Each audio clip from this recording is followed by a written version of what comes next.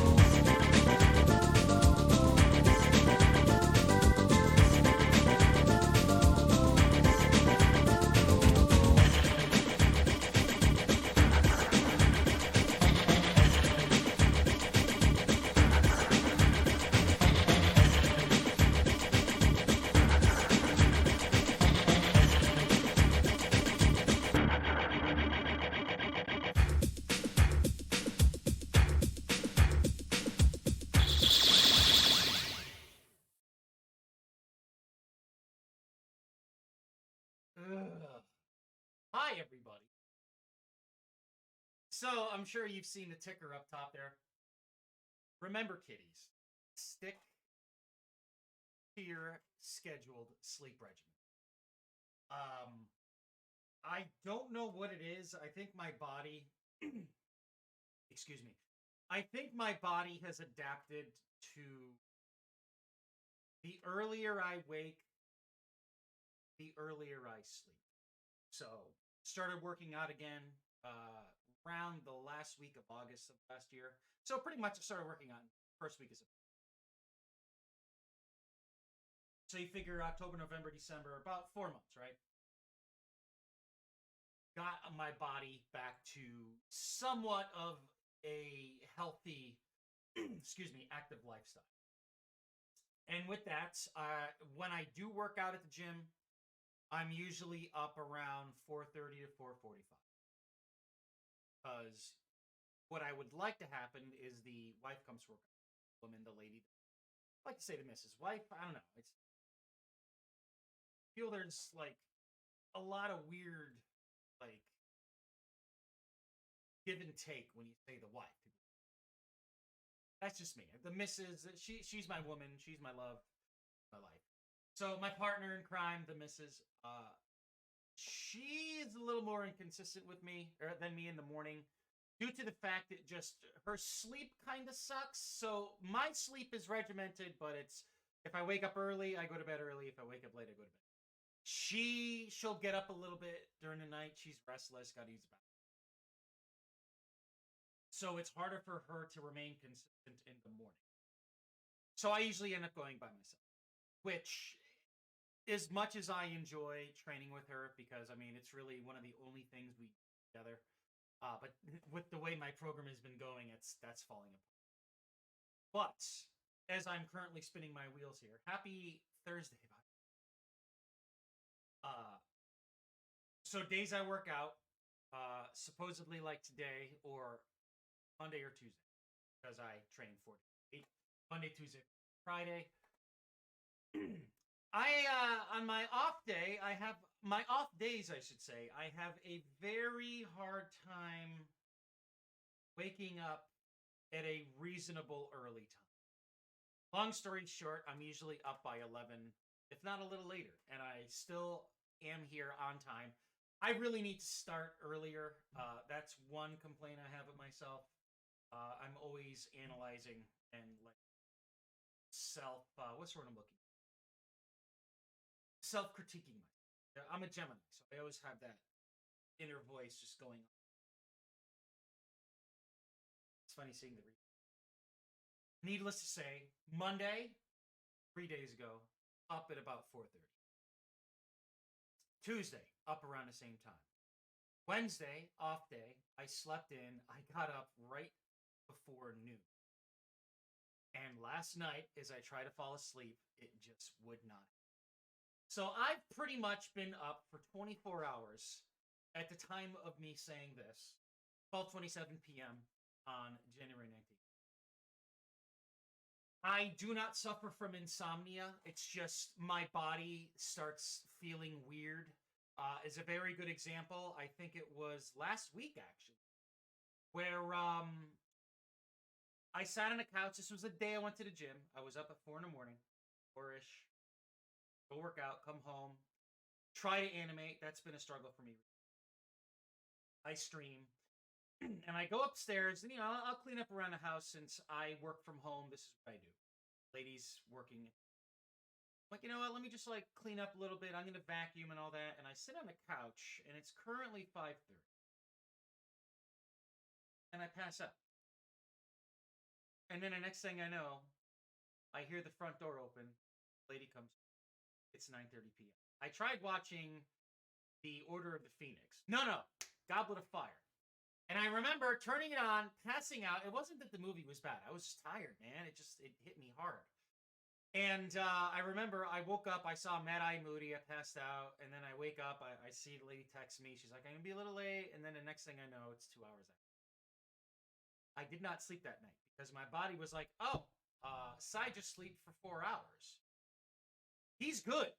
So I was up from 4 p.m., let's just say Thursday, till 9 p.m. Friday. This is the second time in 2 weeks that this has happened. It's not that I have insomnia.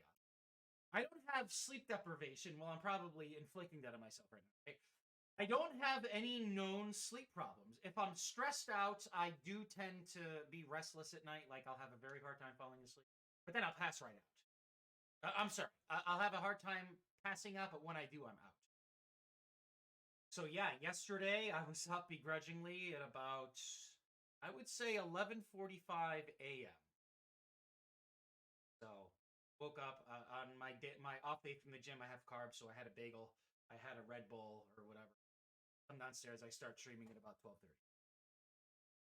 Could not sleep last night. It was about 11 o'clock. The lady and I, we hit the sack, and I was tossing and turning for about an hour and a half. And I still worked out this morning at 5:15. I got to the gym, so still following a regular schedule, just without sleep. And it's very weird. It's a very weird place to be. I used to work overnights, and I felt this every day. This was years. It feels like somebody's trying to push you forward, but your instinct is to not move. It's like something's making you feel like you've just had a shit ton of coffee while pushing you forward and you're still tired. It's very strange. It's like what Edward Norton said in Fight Club. It's like, with insomnia, which I do not suffer, but I would imagine it feels worse than it. Everything feels like subdued and everything's a copy of a copy of. So, with all of that said, I didn't realize I've been talking for the past 7 minutes. I love monologue. I go for comfort food when it comes to streaming titles. I also go for variety. There's not a lot of other people out there. And I mean this sincerely. I'm not trying to like wag my finger at other streamers or be like, oh, y'all fucking suck. Fuck y'all. Just come to my... No. Every streamer has their forte. Everybody wants to do their thing. Unfortunately, from what I observe, doing that thing means you're sticking to status quo. For me, comfortability and gaming comfort comes in the form of more retro-oriented games. Things that people don't talk about as much. Things you don't see streamed as much unless if it's part of like a theme or maybe somebody did a video essay due to a particular topic. Regardless, you don't see a lot of variety anymore. You really don't. And for those of us who are trying to do the variety thing, we are lesser known. And it's very strange because, you figure somebody who is popular and who has a large audience, people go to them because they do something different. It's all the same thing. I mean, how many popular streamers out there you have that do a battle royale thing, a shooter thing, combination of both, or just new releases? That's fine. I'm looking forward highly, actually, to Hogwarts Legacy. I'm in it for Harry Potter, man. I mean, it's like you want to boycott Harry Potter because of what J.K. Rowling said, even though it was messed up. I've listened into this slightly, and okay, that's her opinion. I don't agree with it. I don't like what she said. That doesn't mean it's going to tarnish my enjoyment of Harry Potter, which I do enjoy the movies quite a bit. I've watched them all multiple times. It's kind of like saying, well, I really support the founding forefathers of this country, but I'm boycotting them because of slavery. That is a touchy subject. It's a slippery slope. It's something that you could get into a heated debate over. And a lot of people are sensitive to that stuff. So I'll leave it at that. That's up to your discretion. I'm not here as a political platform. I am just giving my opinion. So even though it's a stark difference between J.K. Rowling and former U.S. founding fathers, presidents owning slaves, the principle is the same because people are easily offended these days, and I don't understand that. That's neither here nor there. Everybody seems to just jump on the bandwagon, cancel culture, this, that, and the other thing. I'm really looking forward to Hogwarts Legacy. I will be streaming that. It's interesting because it doesn't come out too far from now. It's about, 3 weeks away? But that's a new title. We're definitely going to be doing Dead Space Remake. That's going to be awesome. And there's a couple of other games that I'm going to be focusing on for new releases. I'm very picky when it comes to new releases, but I do like to stream new releases from time to time, but I also like to keep it varietal. Variety is important. With the avalanche of games that come out today, it's easy to forget about not only the good stuff, the diamonds in the rough buried beneath all of the crap, diamonds in the rough like AAA games. Hey, Lord, Lordy, I'm starting to think that you're projecting your obsession of Algae to me. I mean, Algae's my boy, but you keep bringing him up. So I'm putting that out there for you. I'm just putting it out there, you know? Yeah, I think Algae's great. I mean, it's a shame he wets his pants, but I think the obsession's in your court, bro. I mean, is there something you're trying to tell us here, man? So, as I was saying before, Lord Algae, Lord Algae stopped in. I'm all about variety, but I want to keep it to where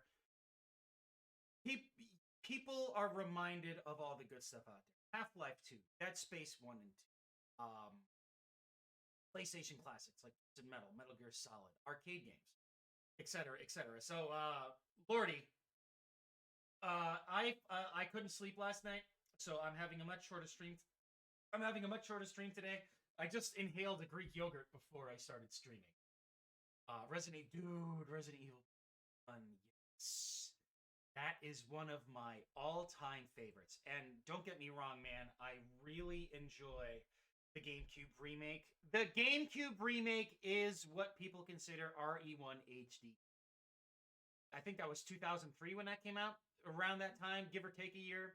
I remember when that first came out, and it was the GameCube had the mini optical discs, like a Sony mini disc. It was literally about the same size, if not a little bigger.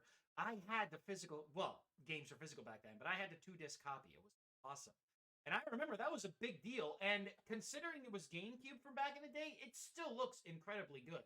If you're playing on native GameCube hardware, or if you're emulating the GameCube via Dolphin and you're up-resing stuff, it still looks phenomenal. I mean, with the HD versions, they made them widescreen, and they added like modern high-def flourishes and all that.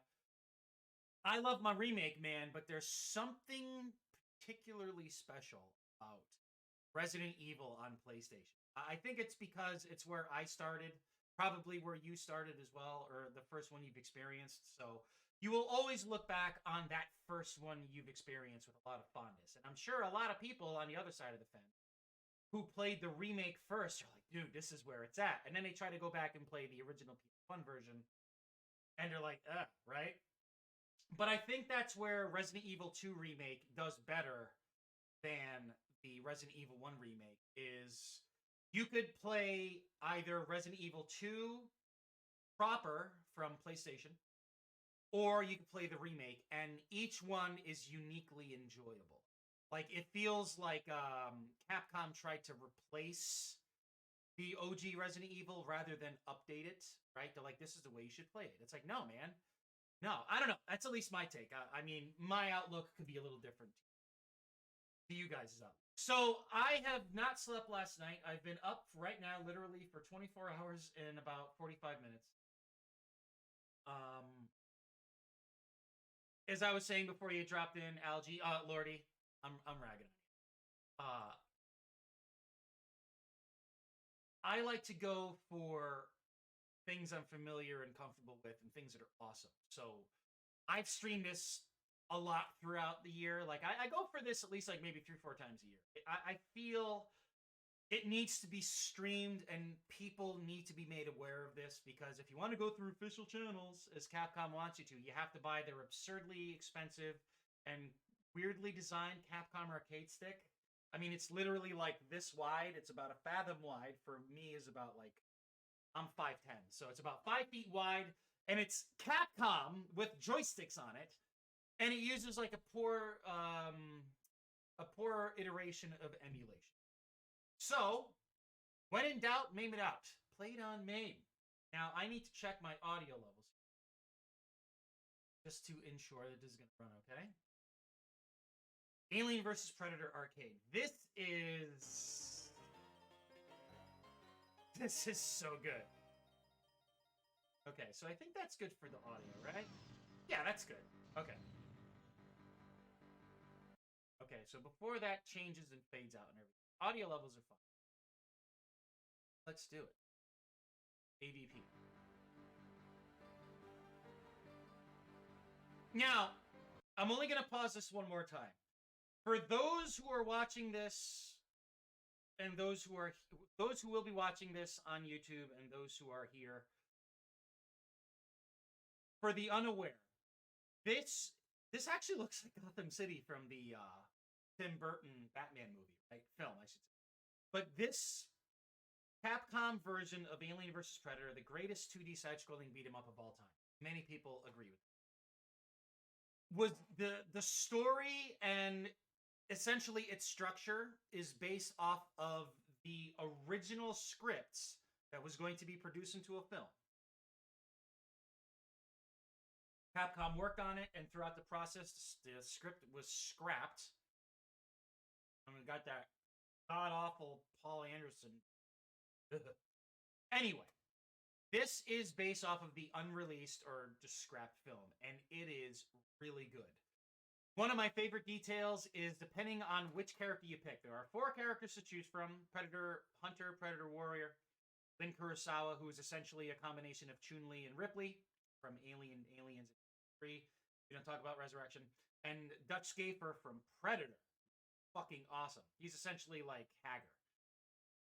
And depending on who you pick, they will communicate with each other with their own lines of dialogue. It's awesome. So like the Predator, I keep on forgetting which one is which. I gotta look at my action figure. The Predator Warrior is based off of the first Predator film. The Predator Hunter is based off of the Predator 2's Predator. So like I'm keep on looking over the Warrior. I can never remember. Warrior Predator is more seasoned. He's like the smarter of the bunch, while the Hunter is the more brawny of the bunch, and their dialogue reflects that. It's awesome. So again, depending on which characters you pick, there will be different dialogue depending. Even when we go through it solo like I am here, this is not a game we could play 3-player simultaneous. Every character is uniquely different, so it's better to go in solo if you are emulating. But even with individual character picks, they have their own dialogue. And we pick the Warrior Predator. The Warrior Predator is fucking awesome. It's actually based off of the first film, which is really cool. I mentioned that already. And his moveset is the most varied, especially when you're going for solo play.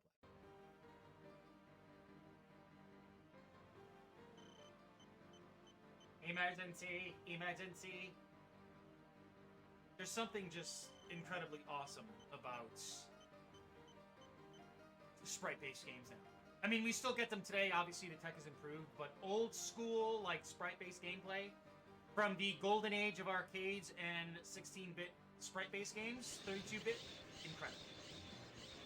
And as I've said all along, what this game gets away with is recycling the same alien sprites over and over, because you're fighting a horde of aliens. They all look similar for their archetype. It's amazing. It's amazing. Like, you play Final Fight or Streets of Rage, you got like 5 of the same guy, the Mohawk dude who throws knives at you, they're just different color. It's like, wait a minute. I just fought your guy. What are you talking about? Come with me if you want to not die. No, I gotta put coins in. Time to hunt. Time to hunt. Time to hunt. God, this game is so good, man. And I will say, like, can I pause it at the right time? Let's see. There we go. This is Capcom's CPS style art, which is just phenomenal. From what I gather from my history with arcade games, CPS style, as it's known, started to become more mainstay and I would say a standard of Capcom games, with the likes of Super Street Fighter 2 Turbo. That's when it started lightly, as far as portraits. So, for instance, you had Street Fighter 2, which is classic, but it's a little dated. Then Street Fighter 2 Turbo updated it a little bit. And then, no, it was Champion Edition, which was a slight improvement from 2. And then from Champion, we went to Turbo. And then from Turbo, we went to Super. There was the joke in arcades back in the day, like Capcom couldn't count to 3. It's like, dude, there was what? 1, 2, 3, 4, 5. 5 versions of Street Fighter 2, if you don't, and 6, if you count Super X, which was Japan only. I think it was a tournament one. Actually, there's 7. Because there was the, well, no, that was a standalone tournament release where you link, like, arcades with LAN. But anyway, with Super, that's when Capcom really started to flesh out their sprite style. So it was still based off of Street Fighter 2 and Turbo and Champion, sprite-wise, but the artwork started to get updated to where it looked really good. And then it broke even with Street Fighter Alpha, where they really embraced the style for their sprites, and the art just flourished. So you look at Darkstalkers, Street Fighter Alpha 2, Street Fighter Alpha 3, like games that followed Super Turbo as far as Capcom's signature art style, which is exactly what you're staring at right now, was started around Super Turbo. Super Street Fighter 2X. So yeah, after Super Street Fighter 2, that's when things really started to come into their own. And it's interesting because if you look at Capcom's CPS style here, that signature style, and you compare it to Neo Geo or SNK style with the likes of King of Fighters and Metal Slug and all of those classic games, Neo Geo Battle Coliseum, Garou Mark of the Wolves. Let's see, what was the other one? I'm trying to think. Neo Geo Battle Coliseum, I said that one already. Either way, you could see that they both had their clear-cut and distinct art style, and they both kind of were opposing complements of one another. And just like with Capcom, Neo Geo's art style started coming into play, I would say, around King of Fighters 95? 94 or 95 is when the sprite style really started changing. Interesting stuff when it comes to history of art, man. And it's great to see how it's progressed from humble beginnings to what we're familiar with, and how it moved on. It's crazy stuff. But this is beautiful.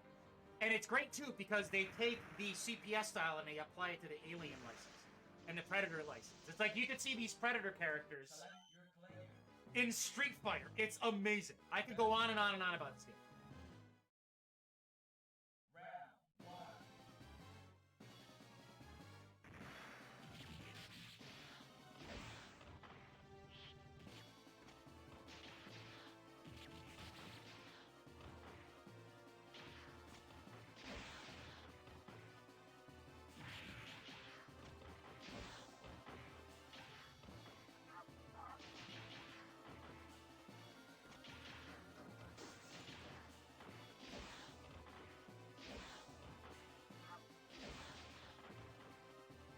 There we go. We want to get this. Now it says Super. Super Magazine gives you unlimited special. And in AVP's case, Alien vs. Predator, which will say AVP, if I can remember that, it is your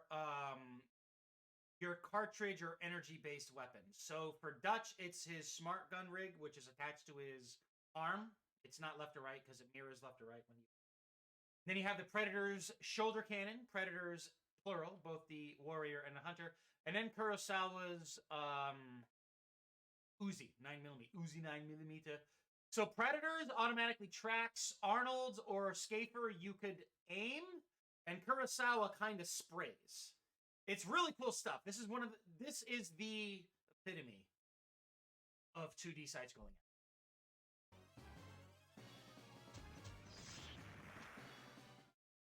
I skipped through that a little too quick. So this is Chrysalis. I'm actually staring at the action figure. They didn't follow us in. Why?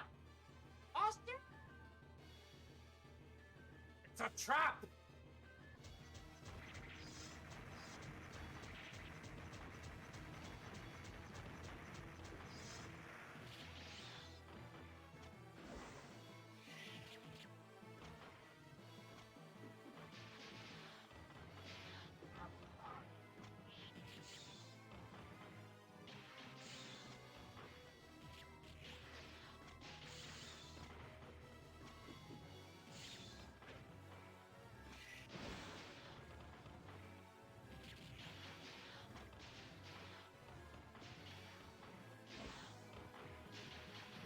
Oh, shit. There we go. Got my staff back. Nice. Soda.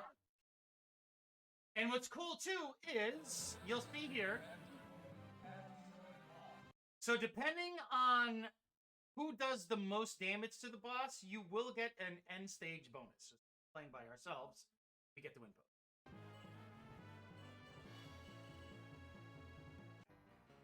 We can escape from the city using the sewers. Keep an eye out for the slime bags. Dude, his arms are fucking massive. He's a cyborg in this section. Too quiet in here. What? At last, we're in the game. They're here. They're coming. Ew, man. You don't want to be coming from up there. That's disgusting. Sorry, I had to.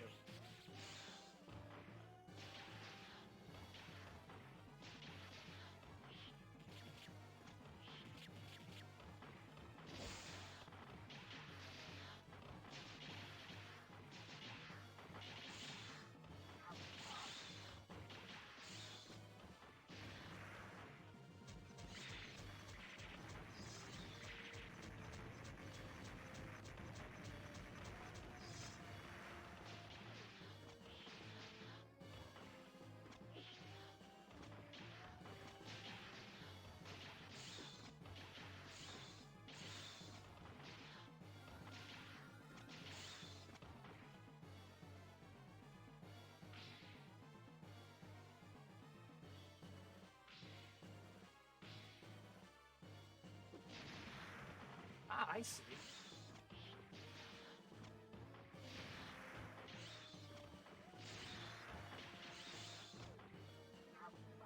Should have waited on that one, damn it.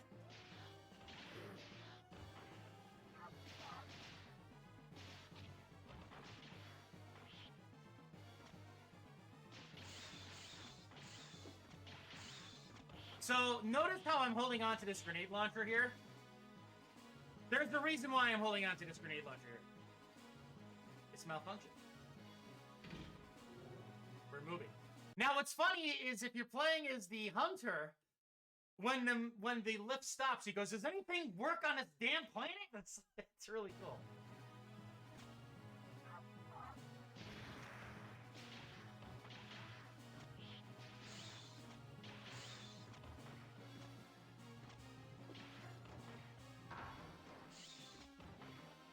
Okay, so this is why we're holding on to the grenade launcher. This guy. And it makes quick work of them, too, which is really nice.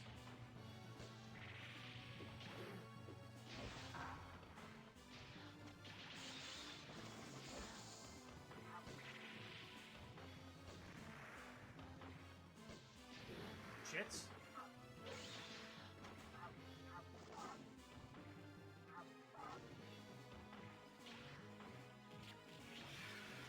Okay, and there's the health pack coming up here. There we go.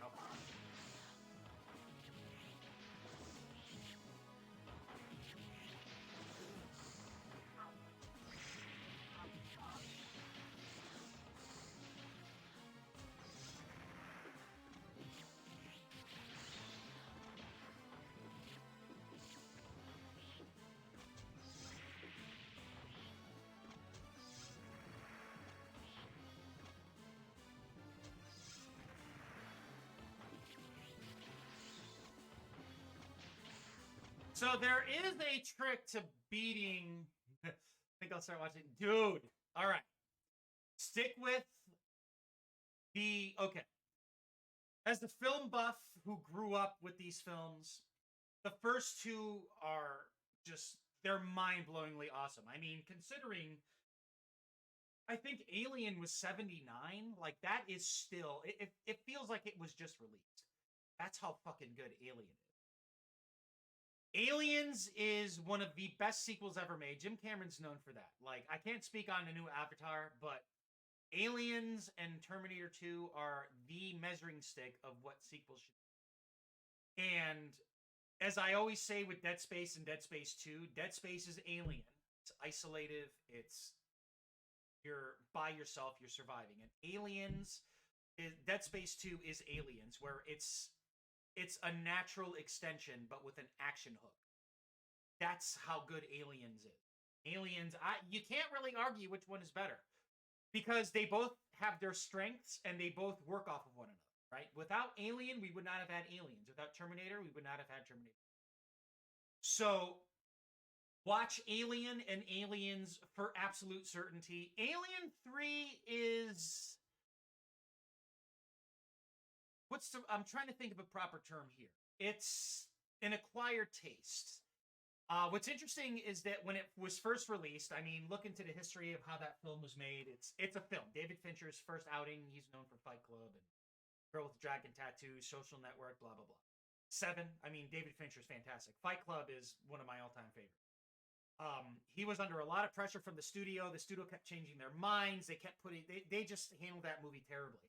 And when it was released in the States, didn't do so well. But in the UK, across the pond in Europe, it did phenomenally well. And it's not for everyone, but Alien 3 is worth a watch. Watch the theatrical cut, because there is a director's cut, which has a lot of extra stuff in it, and it kind of extends it a bit too much, even though it's interesting. And then as far as Predator films go, dude, all you need are the first two. And, actually... Predators. So watch them in this order. Watch Predator. I think you've seen that one. Predator 2 is awesome. Not as good as the first, but it's still excellent in my opinion. And then there is Predators, which is just fun. And then, surprisingly, was Prey. Wasn't the best of the bunch, but the ideas it had and its own spin on the time period it was set in, along with some of the action sequences, dude, holy fuck. Prey was awesome. That was the weekend I had COVID, and I watched Prey that Saturday. For that to run. But it's crazy to think, when you look at three of the greatest sci-fi films of all time. Predator, Aliens actually, and Terminator, is all three franchises were worked on by Stan Winston. Stan Winston created the original Predator outfit. I say Aliens and not Alien because Stan Winston improved and made the alien costumes iconic. And then he also designed the animatronic endoskeleton, the puppet endoskeleton, and the stop miniature endoskeleton. All one guy. His last film was Iron Man. He worked on the OG Iron Man 1, directed by Jon Favreau, and the suit that Robert Downey Jr. wore. Stan Winston was some serious fucking talent, dude. Like, he's up there with, like, I can't remember their names, but the dude who worked on the original Friday the 13th prosthetics and makeup effects, as well as the guy Not Cronenberg. I'm thinking of The Fly now, but The Thing, like the practical effects of the 80s and early 90s. That's why Terminator 2 is great, because it's a combination of CGI and practical effects. But all of that was Stan fucking Winston, dude. It's crazy. I believe Stan Winston had something to do with Jurassic Park, but I could be getting that confused with Dennis Muren and Phil Tippett. So Dennis Muren was responsible for the Terminator 2 CG. And then he made it big with Jurassic Park and all that stuff. And then Phil Tippett is responsible for all the stop motion stuff like Ed 209 and RoboCop. And then Stan Winston, I believe, had a slight hand with the Velociraptor in Jurassic Park. But I could be wrong on that. Anyway. Yeah, dude. What we're looking at right now, it's Stan Winston, man. It's Stan Winston and Jim Cameron's design. Crazy shit.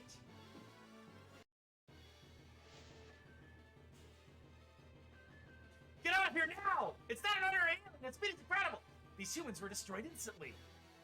Something's coming. It's close. What's up with all the coming?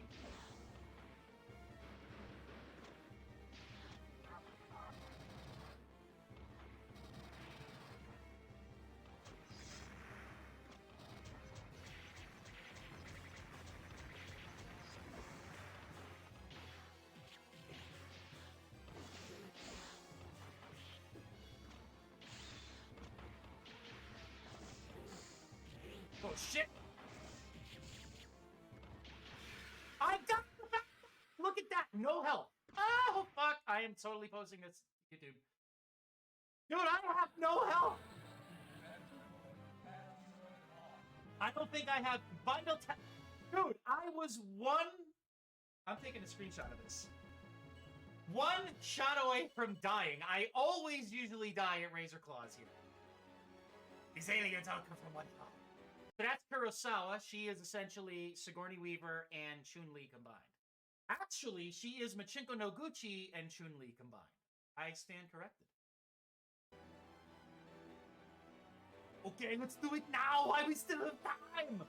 We'll use the APC, the Arnold Personal Carrier!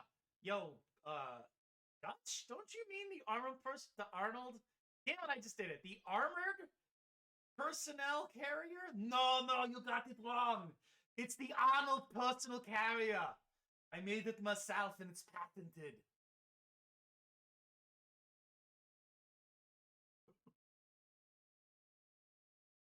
Get to the Arnold Personal Chopper. Oh my god. Round 3. So, what this game does beautifully, okay? I know I keep pausing this, but it's worth talking about, okay?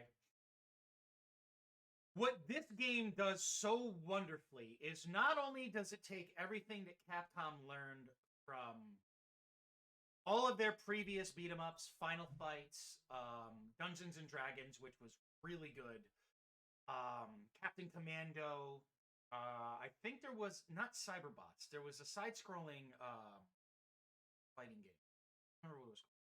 Anyway, they took all of the lessons they learned from previous entries into 2D space. Punisher is another one. I gotta stream that one.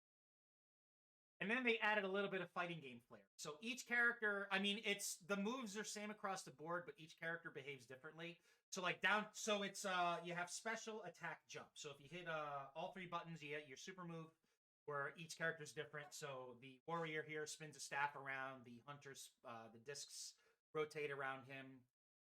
Kurosawa has her sword, and Schaefer has his hand. He's the power guy. Each character feels individual with their own traits and strengths and weaknesses. The warrior is the best balance out of the whole game, hands down. So you have the legacy and the improvements of previous side-scrolling releases, fighting game sensibilities and commands, and then you have characters from across the entire Alien and Predator gamut.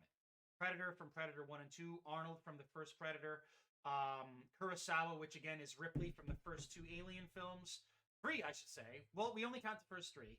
As well as Machiko Noguchi from the novels. And then they have designs, locations, and equipment and whatever based off of the first 2 films. So the APC carrier here is from Aliens.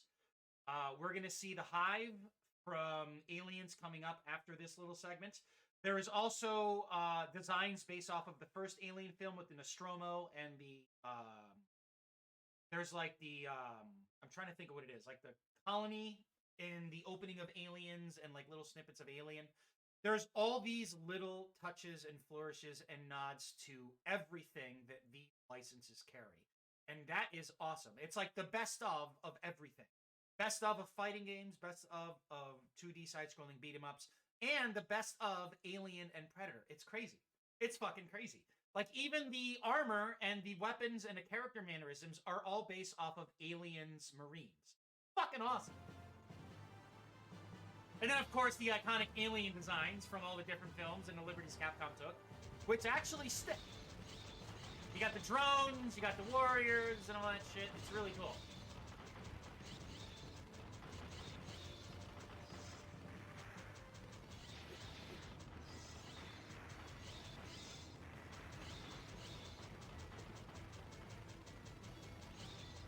So if you stay to the top right, like right above the door until you can't walk anymore, and you just aim down, there you go. Aim down left. I haven't slept since yesterday, dude. I have not slept since yesterday. Yes, this game is incredible. I actually paused it. There's something in MAME, if you should get into it, called HLSL, and you'll see the alien who's right below my character sprite. You'll see there's like traces of previous frames. This emulates the phosphor of arcade games. That's what makes it so cool. Like, we could shut it off, it'll look really overly pixelated. This is how you experience arcade games, man. I'm telling you. RetroArch, no. I am aware of it. I know what it is, but when it comes to emulation and games preservation as a whole on PC, I always go for standalone emulators. It's what I've been doing for the past 25 years. I've been emulating since 1993, man. Back when it was just your old school Pentium 1 and 2s with like Genesis and Nesticle and SNES 9X, like first gen, like way back. Even when MAME first came out in the late 90s. So 93, I'll explain it in a second. So 93, 3, 13. So I've been doing this for 30 years, dude. I've been emulating forever. Now, if I was to do like a Raspberry Pi emulation box or like something that is confined, like if I was to put a chipset in a box and it was to be portable, RetroArch all the way. It's an all-in-one. It's utility. It's excellent for on the go. But when it comes to on the PC, since it's such an open platform, you always want to go for the best of everything. So like SNES 9X and ZSNES are very close. SNES 9X was my first. I remember playing Super Metroid on my PC when SNES 9X was new. It was Super Metroid and Super Punch-Out. And there was noticeable slowdown because it was the first of its kind, dude. And it's still being updated today. It's crazy. I mean, there's like dev releases. I only go for official release. I don't like that. Like I have the Redream Sega Dreamcast emulator. I use 1.31 by default. I gave 1.50 a shot. There's a couple of things that I don't like about it because I'm so used to 1.31. But needless to say, when I'm streaming from my PC and I'm preserving, emulating, whatever you want to call it, I always go for individual emulators. So MAME for everything arcade. There's no better way to emulate arcade games. Look at it this way. My bro Vincey and his brother Vic. Vincey owns the X-Men vs. Street Fighter 1-Up arcade cabinet. I don't agree with it, but Vic, whenever we go visit Vincey, like for parties and shit, we always have a few rounds. And I recently brought over my arcade stick and MAME. And the first thing Vic said, he's like, dude, this is like so much better than a 1-Up arcade machine. And I'm thinking to myself, I'm like, dude, this is free. Like, the games have been out forever. They were cracked, whatever. It's like 30 years old. Who cares? What you get for free is better than what you pay $500 for. What's wrong with that? But yes, PC, it's SNES 9X, Kega Fusion, PPSSPP, PCSX2, RPCS3, Duck Station, FCEUX, Dolphin. I mean, it goes on and on. But I always go for the best possible way to emulate. And again, RetroArch is fine. Oh my god, dude. Dude, let me just say, RetroArch is fine, but it's like the most well-rounded approach. So all the emulators on it may not be as tried and true as, say, SNES 9X, but they're still good. So they're perfect for the all-in-one, like, Raspberry Pi approach. Now, one of my gaming regrets, I got rid of it because I had the ROMs, but I actually had a Sega Saturn with X-Men vs. Street Fighter with the 4 meg RAM cart and the Pro Action Replay cart where you had to swap it right at the proper second. Darkstalkers 3 and Marvel Superheroes vs. Street Fighter. I had the console and everything, dude. Like, I have a Saturn controller buried here. I can pull it out, but I had that. Now, my friend at the time in high school, Jay Ellum, had a copy of the PS1 version. I mean, the only loading time that the Sega Saturn version had was the initial boot, obviously, and then just like a split second when the Versus screen clapped down. Like, you saw the sprites come in. It's like, dun-dun-dun-dun-dun, and then this thing would clap down. There was literally a 5-second hitch because it loaded, and then it would, dude, it was arcade perfect. Funny thing was, I mean, it was imported. It was $92.90. That's how much it cost me. I'll never forget. Yep. The Sega's interesting. So I'll never forget the day I ordered X-Men vs. Street Fighter. Well, actually, the day it arrived. It was a November day in high school. And it was snowing out. And I was waiting downstairs in my living room with the blinds open so I could see the UPS truck pull up. Dude, the second I saw the truck stop in front, we had a raised ranch and it was like a little front yard in front of us and it was fenced in. Like waist-high fence, chain link fence, right? As soon as the UPS guy parked, I shut everything off, ran to the door, signed for it, went into my room, opened it up carefully, and I played. It cost me $92.90. Incredible, man. In-fucking credible. The Saturn was originally built... Yep. Even today, what are you talking about? Today's supposed to rain and snow here. But the Sega Saturn was originally developed as a 2D powerhouse. And if you look at 2D conversions for the Sega Saturn compared to 2D conversions for the PlayStation, there is no contest. However, if you look at 3D on the PlayStation compared to 3D on the Saturn, there was no contest. The PlayStation was clearly devised as a 3D system. The Saturn was clearly devised as a 2D system. And that's where their strengths lie. They're both fantastic systems. But just like what Sony did to the Dreamcast, the PS2 versus the Dreamcast, and the PlayStation versus the Sega Saturn, it was the word of mouth and just their presence that really like ousted Sega. Like, I mean, the Dreamcast was an incredible. It was a billion times better than the PS2 hardware. Sony beat them out because of their market share, and Sega wasn't well known for their track record. I mean, they were constant. Consider this, dude. That splash screen. I'm hearing like we all know. Whenever I stream PS1, might have to do that tomorrow. Now that we're talking about. But if you look at Sega's track record with hardware, it was in their DNA because. Let's look at Namco versus Sega back in the arcades with like their System 32 and Model 1 arcade hardware. Sega was always a pioneer of new hardware. But the problem was, in order to make a splash in the arcades, they had to make new hardware for each game. In the flip side, Namco kept making new games, but they allowed themselves to stick to hardware constraints. So there was like System 32, System 246, etc., etc. I believe System 246 was PS2, and System 32 was Tekken.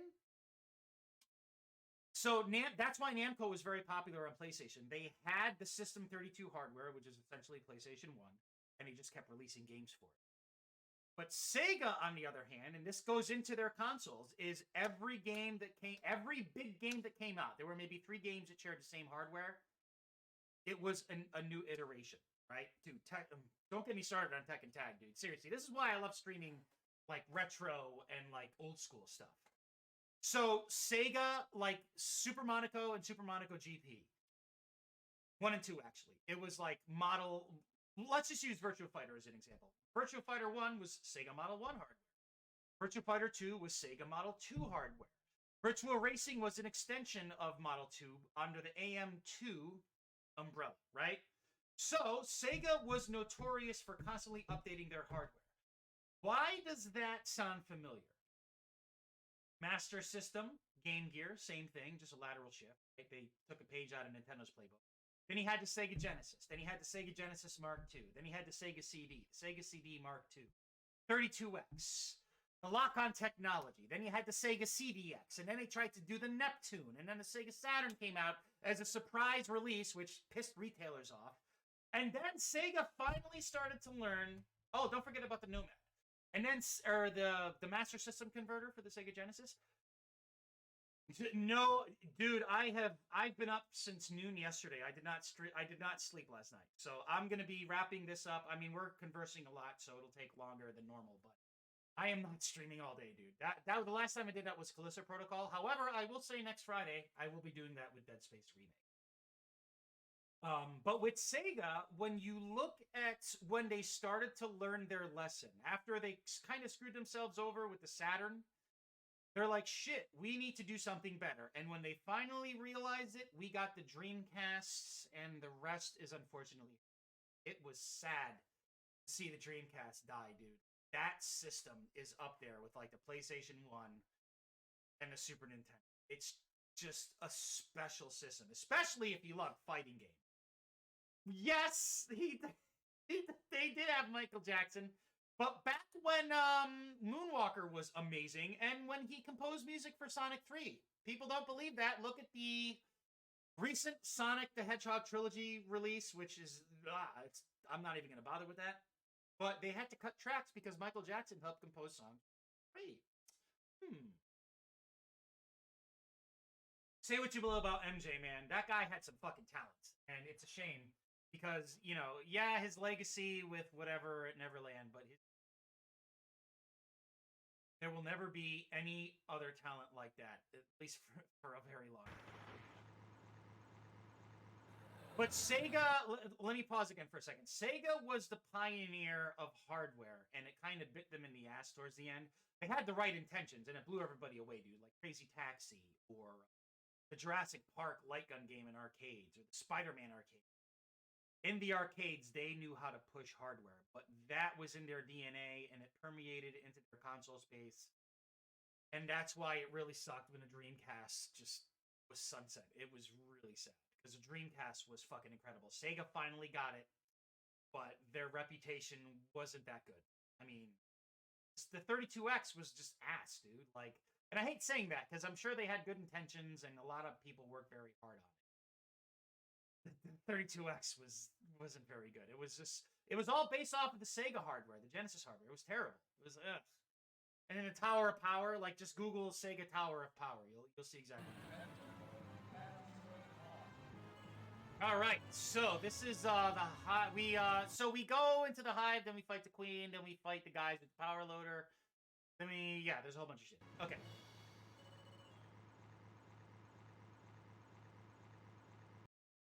Assault on a queen. The queen is dead. Oh wait, wrong queen. This is the nest.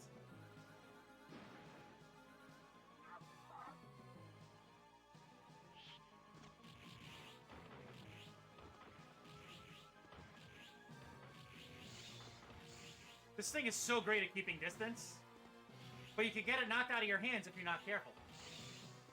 And if you have a guy on the other side of the screen, or a second player, you can play Frisbee with it.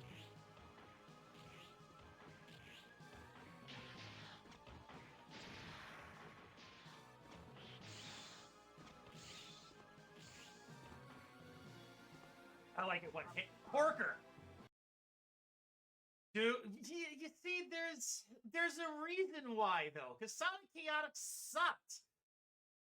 It wasn't very good. I mean, you see, that's the thing, right? When you're well established with a brand, it's really hard to break out of it. And that's the way just modern media is these days. It's all the familiar. And Sega wasn't afraid to try new things, and it kind of bit them in the end. But, I mean, dude, Sonic 1, 2, and 3... Or Sonic 1, 2, and 3, 3 and Knuckles, and then Sonic Mania is just sublime, right? I gotta do it again. It's sublime. But wasn't Chaotix, that was the 32X one where you were tethered? Or am I thinking of no, I think that's about right. That or Sonic Crackers or Sonic Chaotix. It wasn't good. You can't give Sega, you got to give Sega credit for trying, but credit for trying is different from credit for making something good. It wasn't very good. I mean, it was a great tech demo, and I'm sure a lot of people remember it fondly, but it wasn't very good. And this 32X, man, there was supposed to be actually an Alien versus Predator port for the 32X, but Capcom scrapped it. They're like, fuck this. We ain't developing shit for this. This system sucks. And if you want the best example of just how poorly things were ported to the 32X, just download an emulator, Kega Fusion, and download Mortal Kombat 2, the Sega Genesis version, the original version, not like any hacked versions, and then download the 32X version. They're not very good. Now, if you play the 32X version first, oh yeah, it's good, but it's essentially just a reskin version of the Sega Genesis version, which the foundation for that sucks. It's terrible.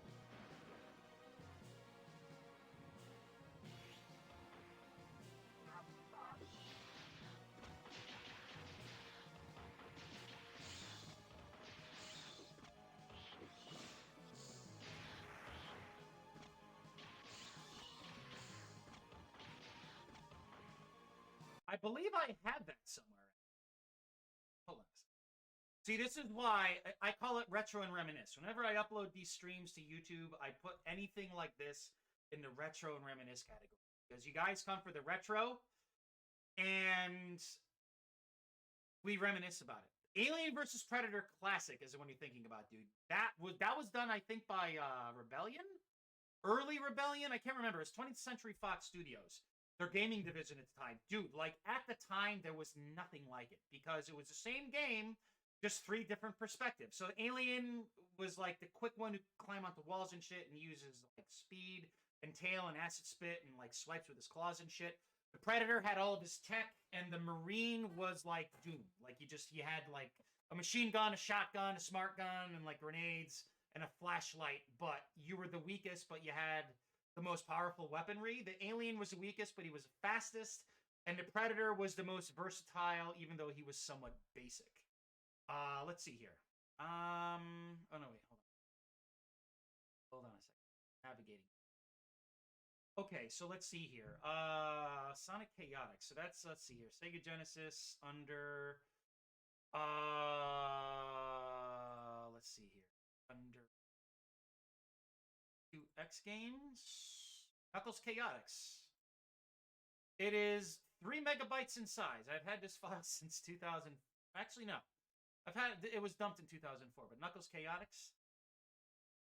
So, Anjan, as I've said many times before, if you want to stick to Alien vs. Predator, I shit you not. I believe it's called Hunter's Planet, but it's written by Steve Perry. And it is the original story of what Alien vs. Predator was supposed to be. I think it was way before Dark Horse scooped it up, or shortly after, one or the other. Because Dark Horse is known for their excellent comics book, which I could easily reach over and grab this. Now, I have to put my OBS up. This, it might not show up because of my chroma. Alien vs. Predator, panel to panel. This here is the fucking shit. It's essentially all of the artwork, the notable artwork from Dark Horse. Dude, this is the first page I opened up to. I think you have like a Marine section, an Alien section, and a Predator section. Dude, like seriously. That's fucking badass. Right? Dude. So, you can look at this stuff all day. Like here, and what's cool, it's all these different styles, man. Right? Here's another one. I'm gonna make sure like check that out, dude. I mean, that's more like, bold lines and like simplistic bold colors. But Aliens and Predators. Let me see if I could actually find Machinko no Gucci. And I'm telling you, dude, you're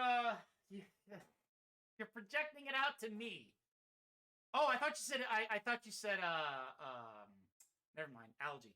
Archie? I think there was an Archie crossover. There was a Batman versus Predator crossover. It's crazy, dude. Like, so this is Machinko no Gucci. This is what the original Alien versus Predator female lead was supposed to be, as well as what it is all originally based off of, and what the character in this game is based on. So she's the only human to be let into the Predator hierarchy. And that's what's cool about the books is they get into the Predator's culture and how they function as like, you know, between like the rite of passage, their technology, their culture, their language. Like they call aliens hard meat and humans soft meats. It's cool because you have these predators who are highly intelligible, but they use basic terminology, dude. It's fucking awesome. But here you go. This is Machinko Noguchi. That's her right there. Yeah. Hard and soft meat. Yeah, dude, it's awesome because the predators will swear, but the author like spells it out like how you would pronounce it. It's awesome. Like the predator's like, yeah, it's kind of like if a Klingon like curses at Picard, but like he says like instead of like fuck you, he's like it's awesome, man. It's awesome stuff. All right, so in the end of Batman versus Predator, he bludgeoned the Predator with a baseball bat. Batman batting a Predator with a baseball bat. Yeah, there you go.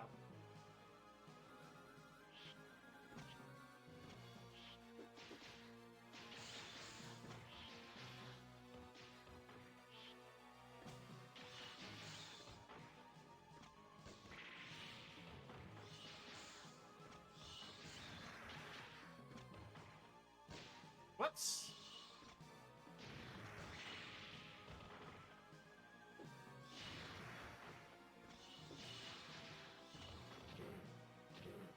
See, this is why you want to be careful with these guys. Because if you're not paying attention...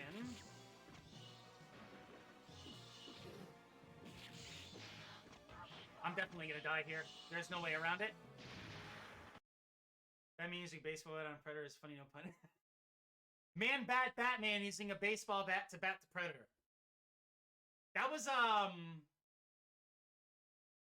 was Big Bang Theory. Was it Batman Bat or Man Batman? There was an argument they had because, like, what if a man dressed up as a bat, or what if a bat dressed up like a man bat? Like, it was Big Bang Theory's awesome. The earlier seasons are great, but it was Man Bat Batman, I think. Man Bat Batman bat a Predator with a baseball bat on the head. Yeah.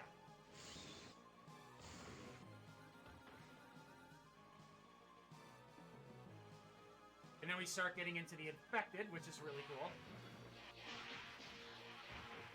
Oh, I'm dead. Fuck, that's my first life loss. That's actually not bad.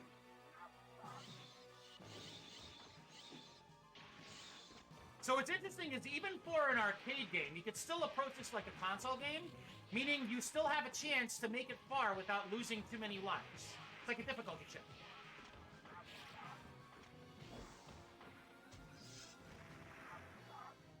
And if you shoot them, they actually fly apart, which is awesome.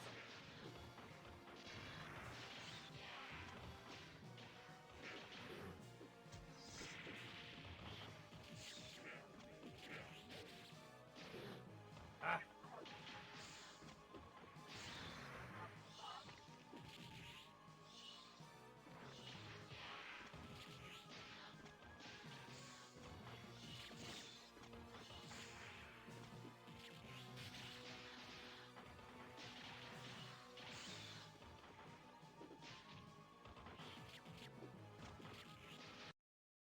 Dude, oh yes, there was like a parody of that. Like, my fucking car, dude.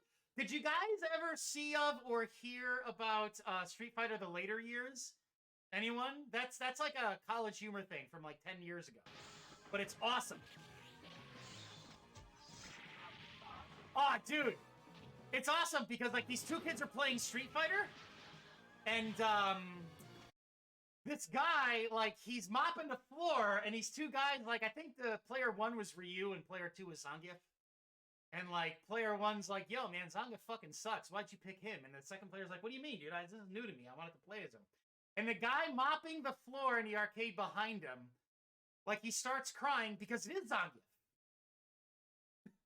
He's now a janitor.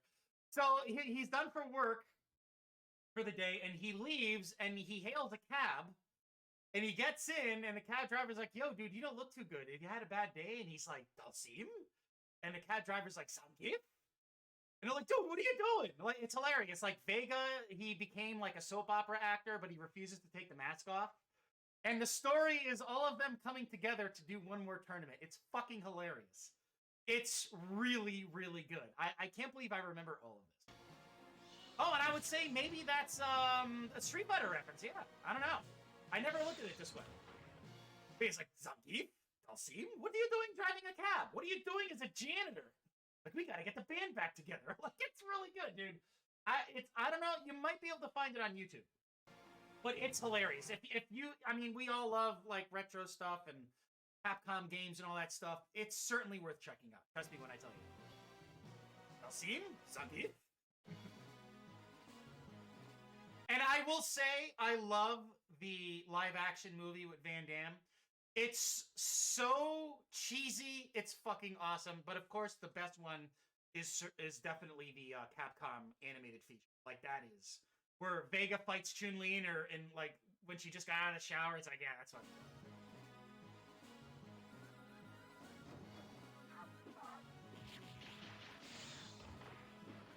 Soda.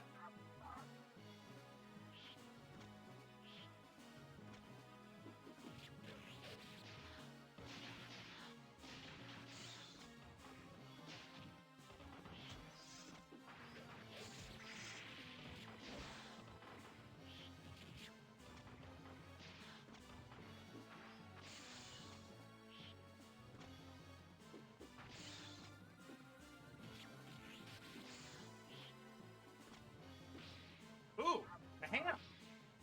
Grenades.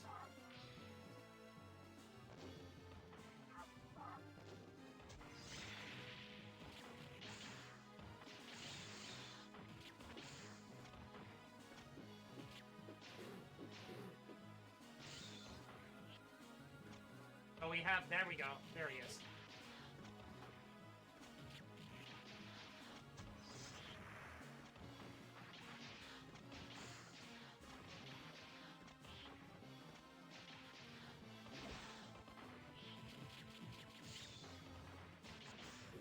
Oh, what? You hit me? Shit. Hit me again. Fuck. Yeah, dude, this Predator is OP. Like, he's so good. I refuse to use any other character.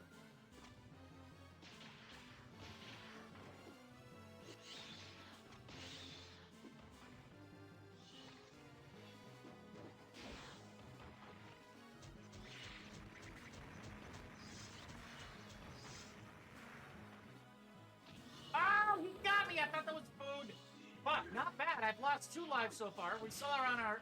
And of course, there's health. God damn it. I do try to beat this without continuing at all. And this is on the hardest difficulty, by the way. Dude!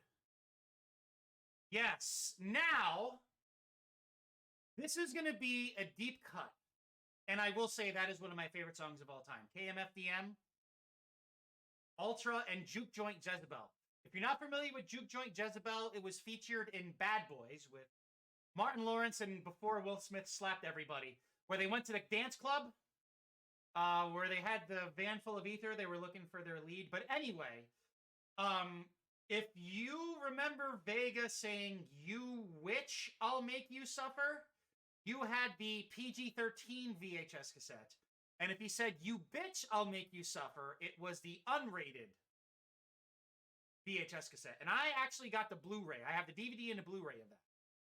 Actually, you know what? Hold on a second here. I'm gonna put my my intermission screen on. I need to take a quick pee, but I'll be back with some cool stuff. So hold on just 1 second, guys.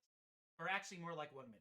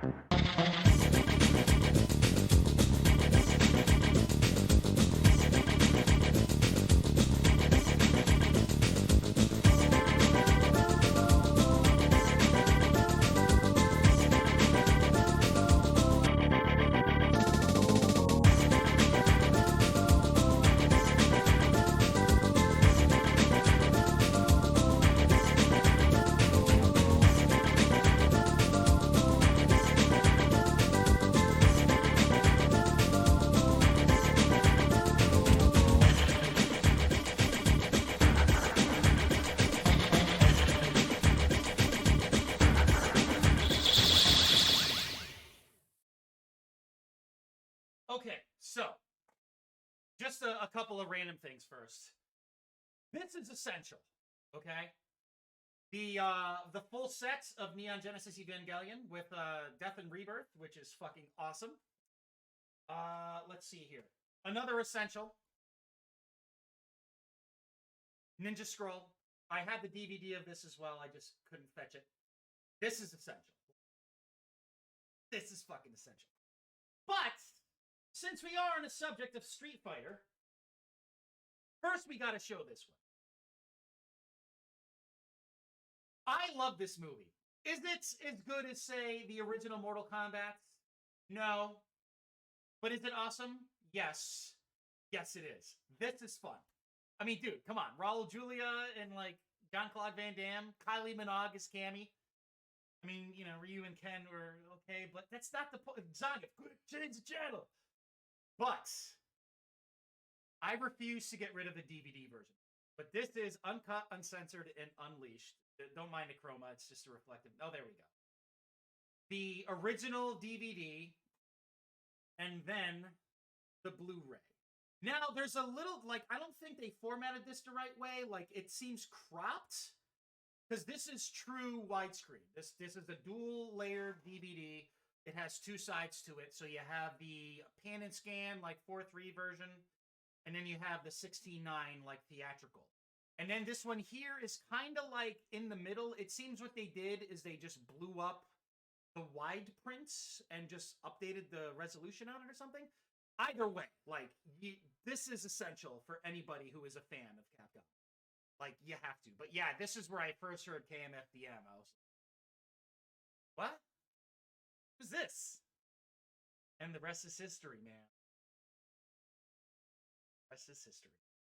Why I love streaming older games. Reminisce about shit.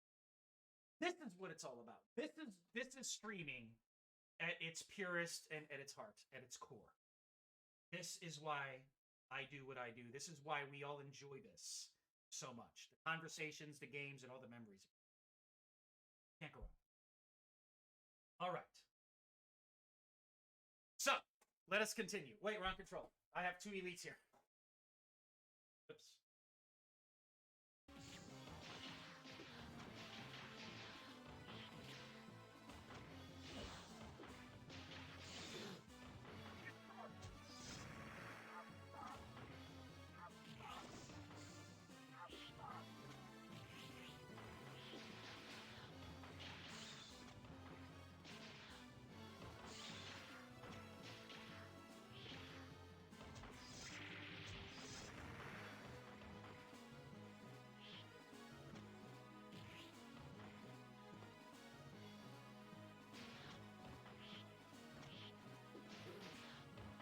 I don't want to lose this disc. That's why I'm being really careful here.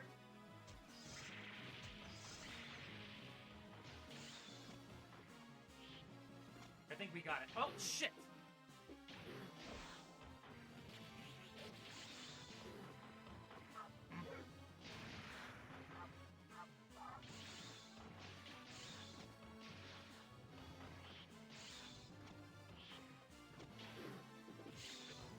Okay.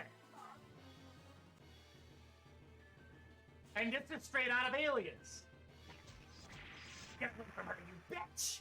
Actually, no, that was towards the end. This is when Ripley first went into the hive. And she took Nude out of the cocoon.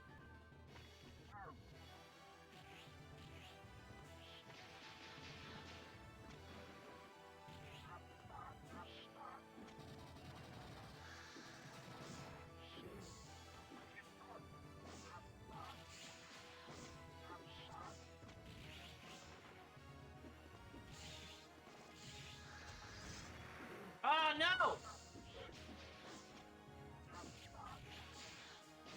I'm dead. Damn it! Ah, I just messed that up.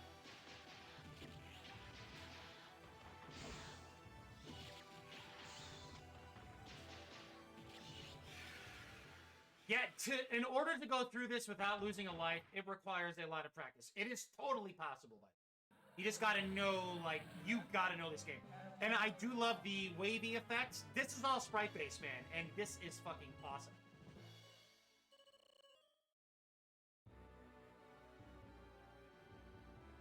We did it! I don't believe it! The generator has finally been destroyed! Blanca! There are still many left to hunt. The rest of mine unworthy of hunting, yeah, baby. Be funny if that's how they really talked.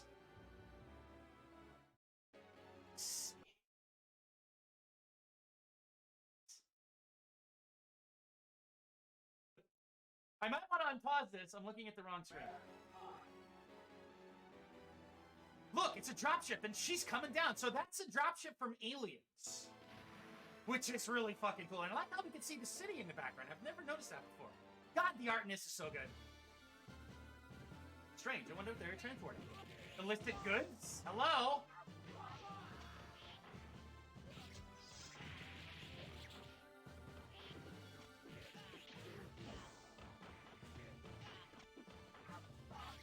My only nitpick with this game is if there are too many consumables for you to pick up and you're just jamming on the attack button, you're gonna keep on picking up items that you don't want.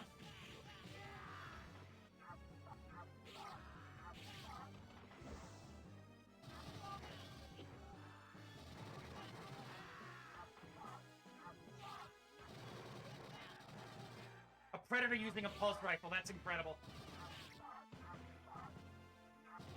And a smart gun, which is Aliens.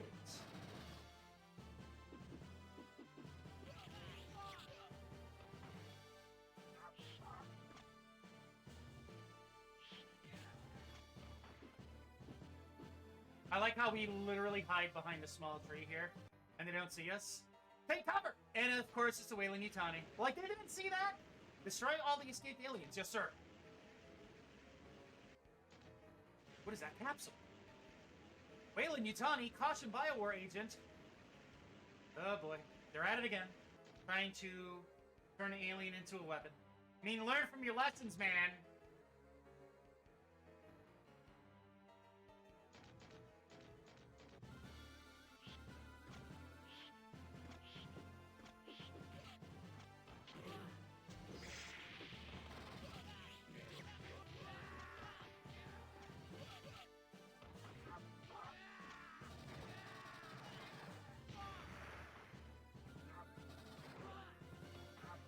Oh, you can cancel the knives out with a knife. Interesting.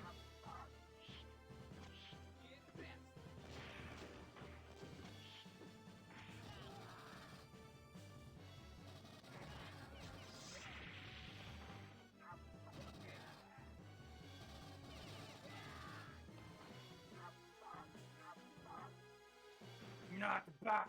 Not back.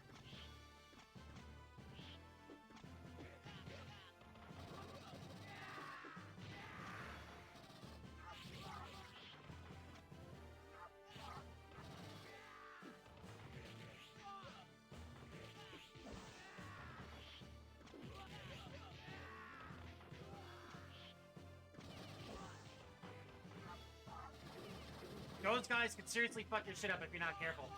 Because they stun lock you?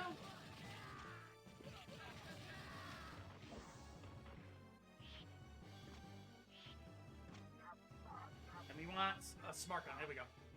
This is cool, because in Aliens, we all know, get away from her, you bitch, and that fucking epic fight between the Power Loader and the Alien Queen. And keep in mind, man, that that was all practical. All practical effects. 1988, I believe. Fucking crazy. So this flips a script where we're fighting a crazy dude in the Power Loader, as opposed to Ripley. They probably just couldn't afford Ellen Ripley, or Sigourney Weaver. But you know nothing! Dude, it's George from Seinfeld. Yeah.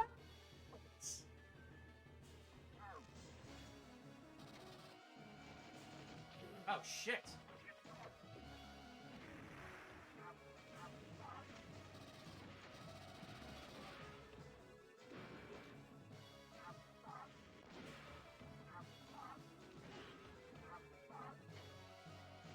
Oh, fuck. Oh, ooh, I got...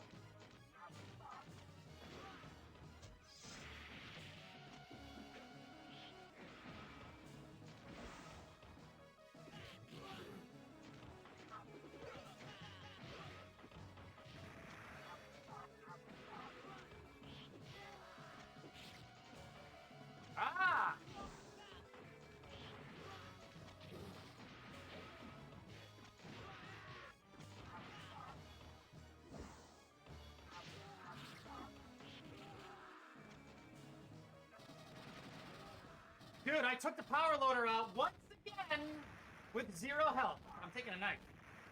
Nah, he doesn't need a knife. Nice! We have not continued yet. No vital, that's crazy. Very nice. We have to stop them.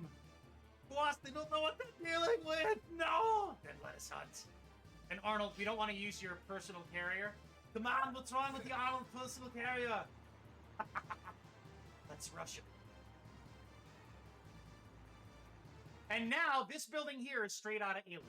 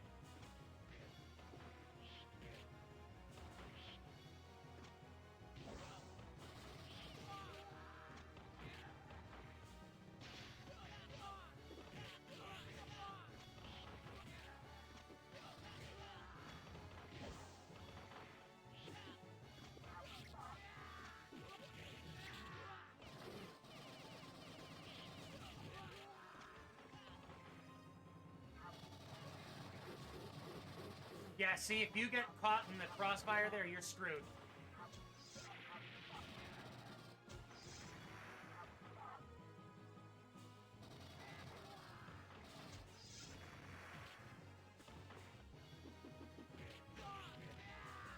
Dude, I have no health again. Search the upper floors! Oh, this is the,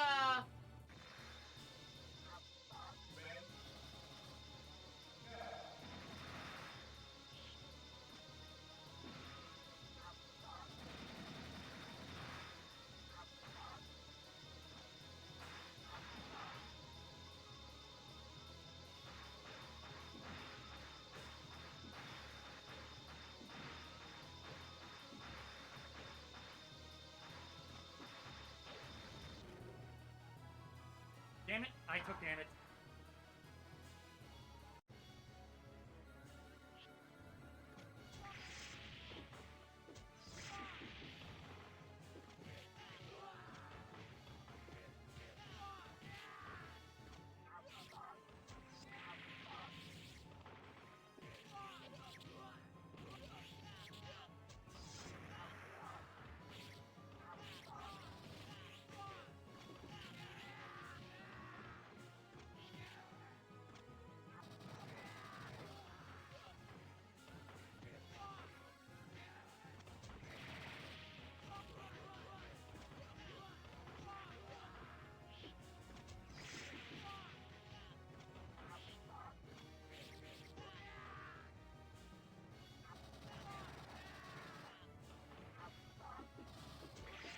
Oh, damn it, that was a good pull. Fuck.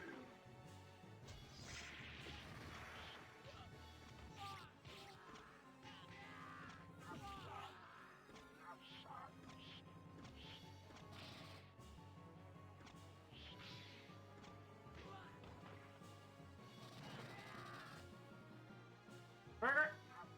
Diamonds. It's terrible. Something's happened back there. Like the guy's like, ah, he just caught some blood. And aliens have escaped.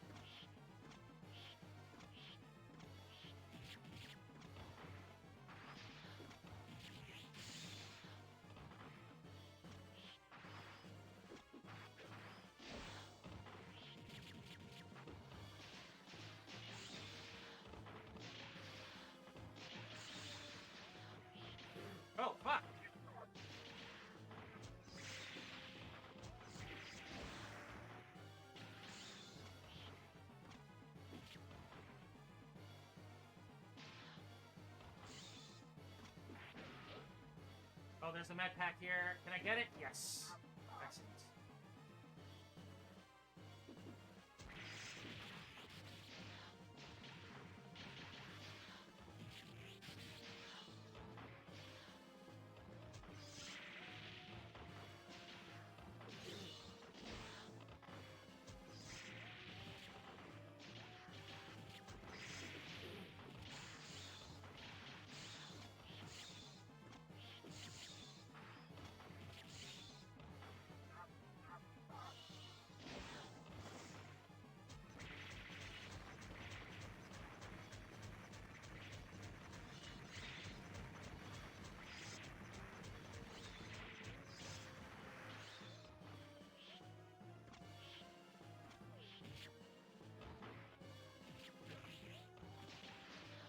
Oh, I didn't realize that's a good strategy.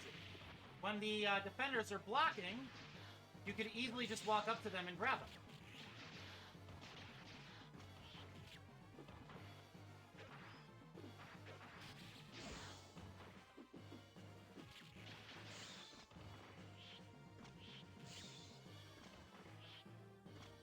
I think this is the Mad Predator fight? Yep. This is cool. This is a hard battle. You gotta do it just right. So you can see they're cursing at each other in Yautja speak, whatever their language is. Alright, motherfucker, dick bitch, I'll hunt you! Oh, no, don't swear, that's a Capcom game, man. Oh, he grabs me. Interesting. Boy.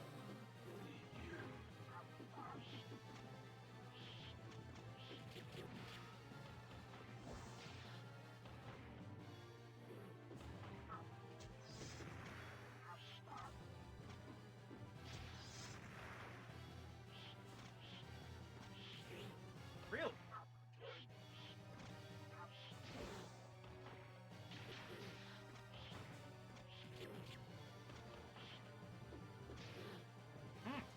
He's hard. Damn! That's 2 lives already.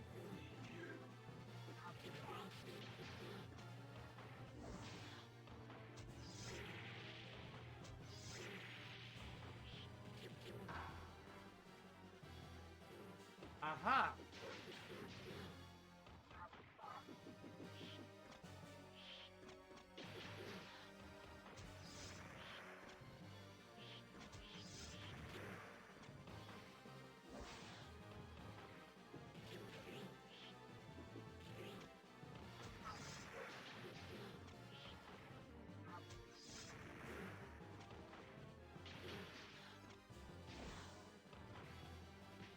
He could, dude, that's 4 lives nearly. Holy shit.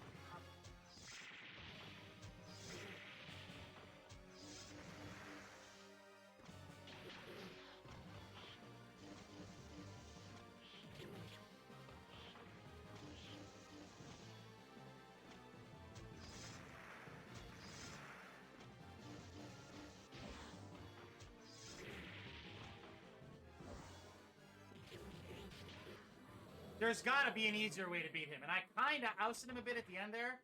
But yeah, 3 lives, man. Fuck. That's the worst I've done so far. Oh, and there's a Wayland Yutani, atmospheric processor? Going off of aliens, which, now that you think about it, it's awesome that it's there. Maybe it's just the structure, but that's what made LV-426 habitable in Aliens. So maybe it's just like, the same design, different function, because it's weird seeing this. We're on Earth now, so it's kind of strange seeing that.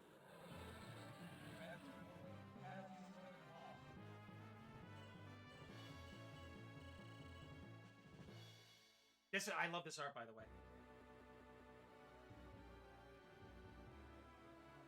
They must be transporting the aliens into orbit. It's parasites. Aliens. Your military is using my tribe to develop their weapons.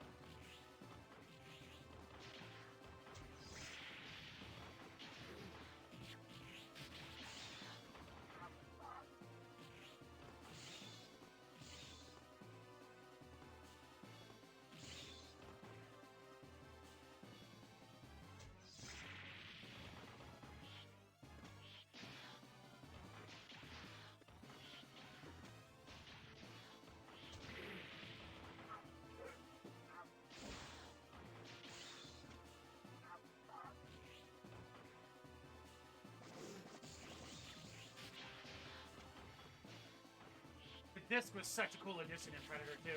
All the good films, the Predator introduces some excellent weaponry, which rings true in Prey. Prey is... Oh my god, Prey is so good.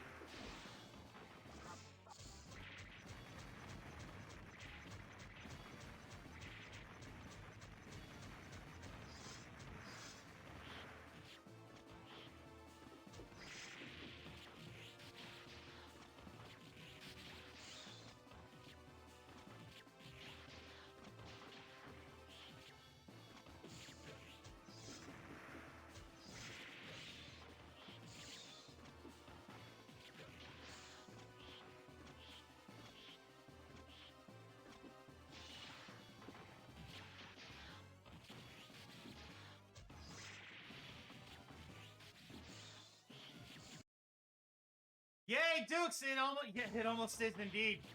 Holy shit. You are not kidding.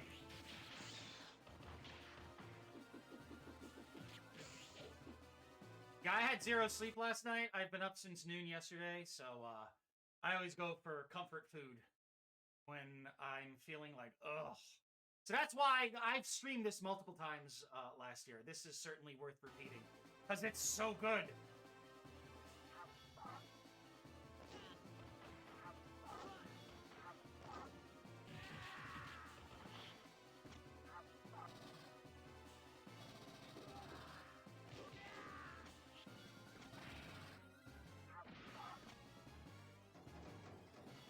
Ooh.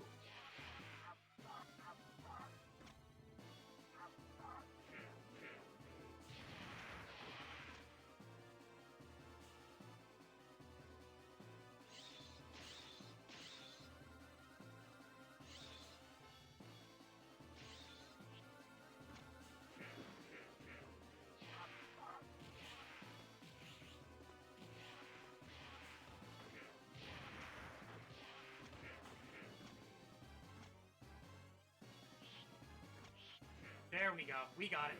Oh, shit.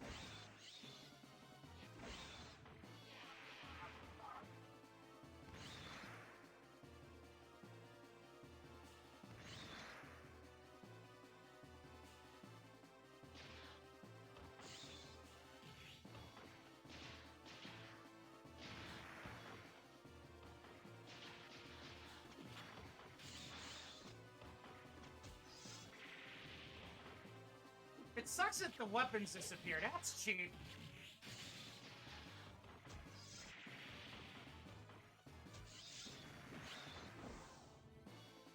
We get the grenade before the door opens? Yes!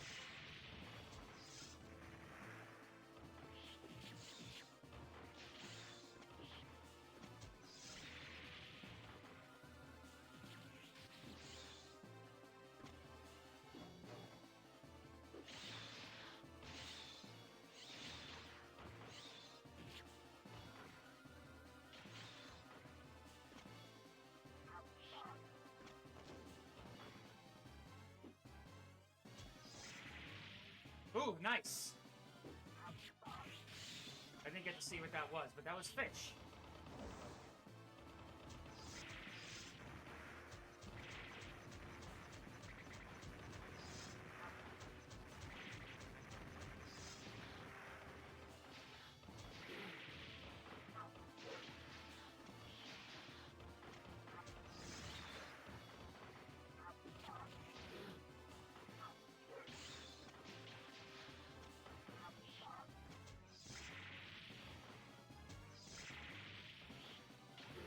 Ah.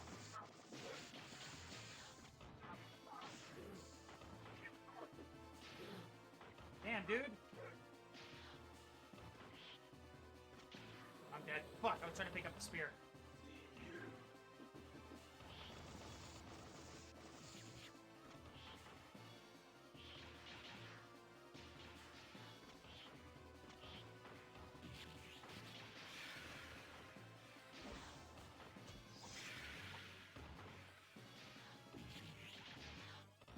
Yeah, this is like essentially recreating the massive shootout action sequence from the third act of Aliens. Like, same style of location and everything. Just no Hudson getting pulled through the floor.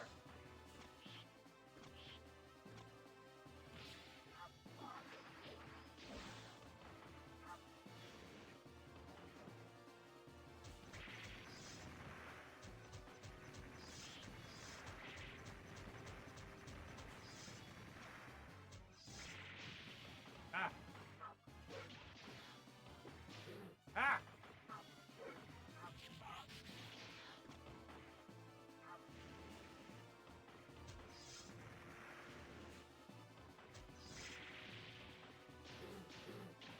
Damn, dude. Yeah, I'm screwed. Fuck.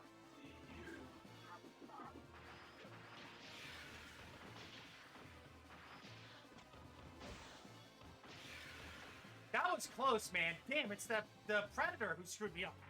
I think I haven't continued once. I'm probably going to continue here now that I'm saying that.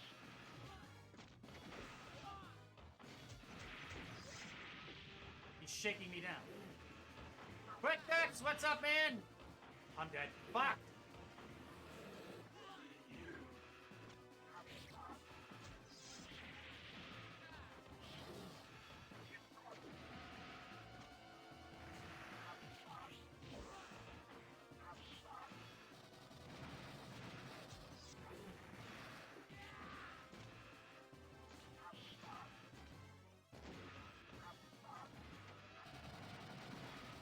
I got him.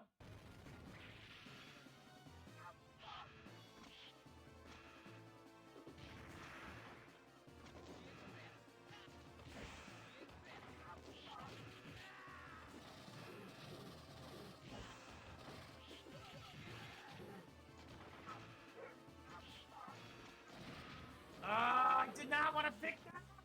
My first continue.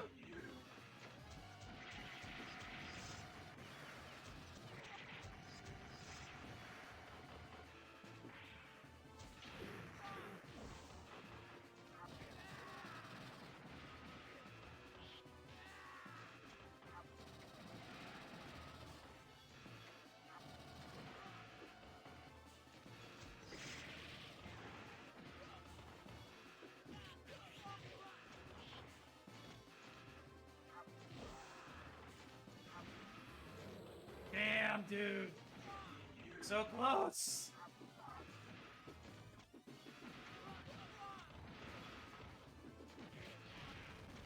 And he explodes. That is so cool. So who's the real monster here? The aliens or the humans? Or Frankenstein, the third option.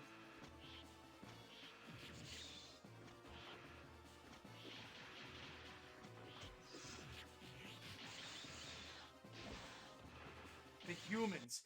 That's the metaphor for Scooby-Doo. In every episode of Scooby-Doo, the monsters were humans, and humans were... Kiddos decided to play hooky today, so clean the house. Mop or broom?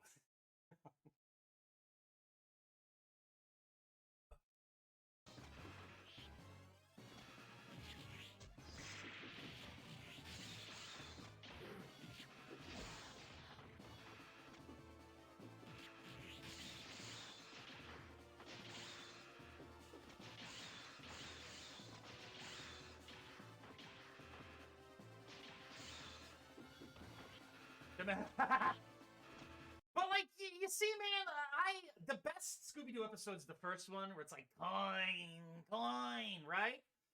But like after like 7 or 8 mysteries solved where it's like it's a dude in a mask, you figure like you'd be like, oh, it's this guy in a mask. And that's why, I'll read out in a second there, Phantom. That is why Scooby-Doo on Zombie Island is so good. Because it takes that ideology and flips the script.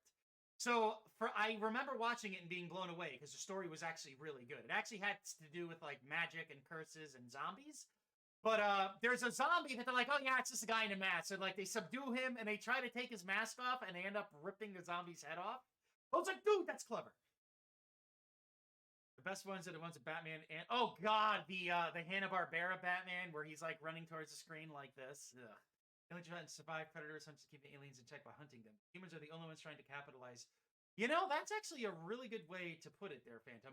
In all of my years of loving both Alien and Predator, I never thought of it that way. I think Alien versus Predator set the precedent that Predators like bred aliens to hunt, but no, they use them to hunt. They seed planets with them because Predators see the aliens as equal prey. And that's what I really fucking love about the Predators, man, is they only hunt shit that challenges them. Like if, it's like a bully will pick on the weaker kids. That's usually how bullying is. No, the Predator, if like, bro, you're fucking bigger than me, you're stronger than me, you could probably kick my ass, I'm gonna kill you. That's the Predator's mindset. It's crazy. That's why the book Hunter's Planet is so good. Ruby? Ruby? Ready? Why are you naked with Shelba? Scoob! Get out, man!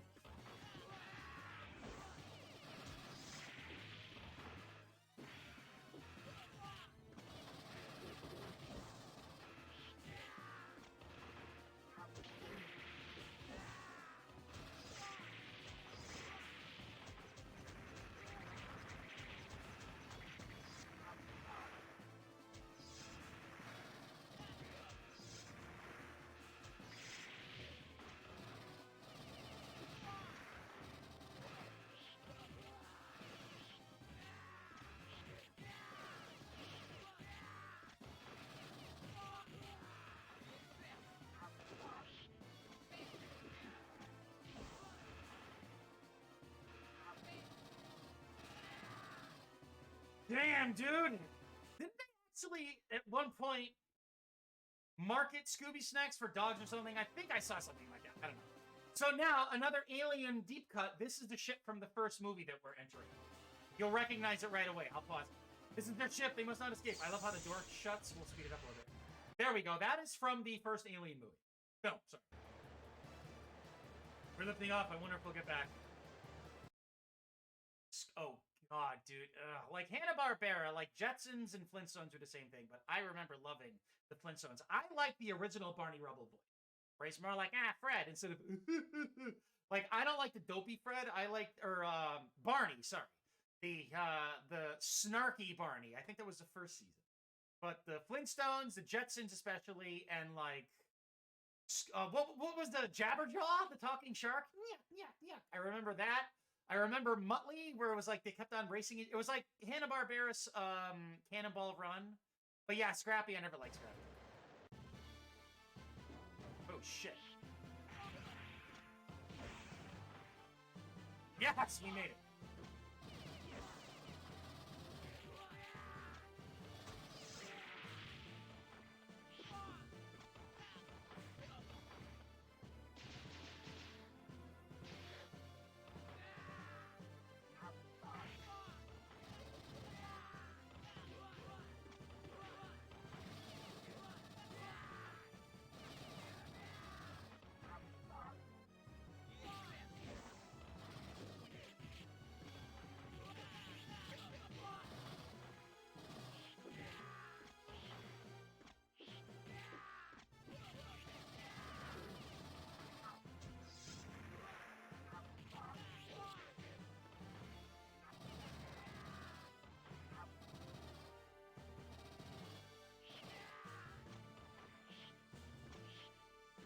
And Scrappy, I remember he was always like, yeah, come on, and everyone would just like pick him up by his head and like throw him out the 90th floor of a building, but he wouldn't die, something like that.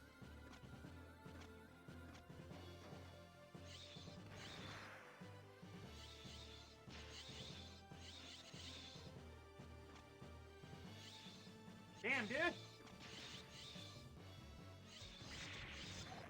I keep forgetting about the shoulder cannon. Like, I gotta use that shit. Oh, god damn it. I'm screwed.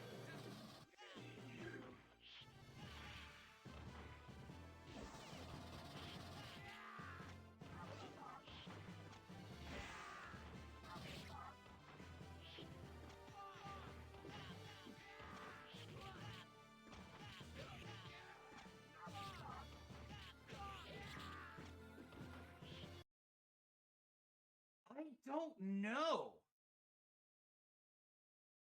I honestly have no idea, but now that you mention it, it wouldn't surprise me, but I don't know if that's the case or not.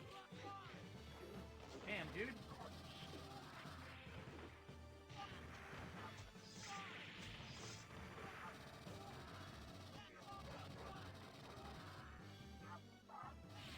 Ooh.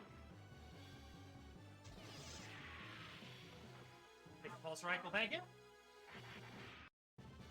Oh, it's George! Jerry, I've got aliens! George, what are you doing? They'll jump out of your chest. Kramer'd be the first one to have a chest burster jump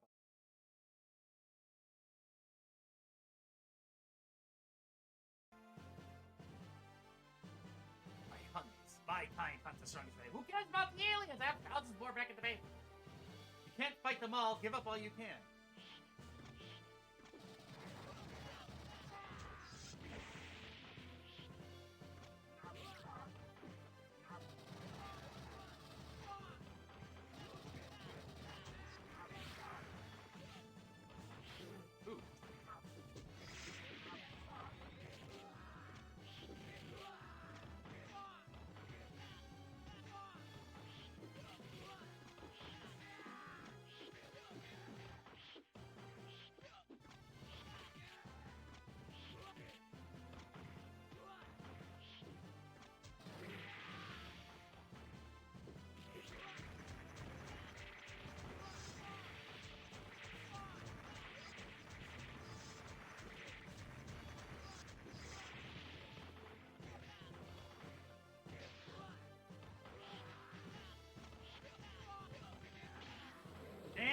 Doing pretty good. Dude, I'm sure somebody did that. I mean, Dark Horse was really behind the whole Alien versus Predator thing from the beginning. I can't remember if the novels came first or whatever, but the idea came mostly from Dark Horse. And there was like Batman versus Predator, Batman versus Alien, Superman versus Alien. Like, there are all these really weird crossovers. But Wolverine versus Predator. Holy fuck, that'd be incredible. But Wolverine versus Alien, I don't know. But I think with the way the Predator is just overall badass due to his character and his lore, Wolverine versus Predator would be fucking awesome. Like, that'd be crazy. Was that the live action one? I'm talking about more like traditional comics.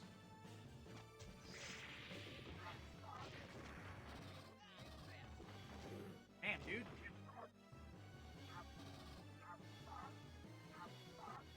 Yeah, I've seen that.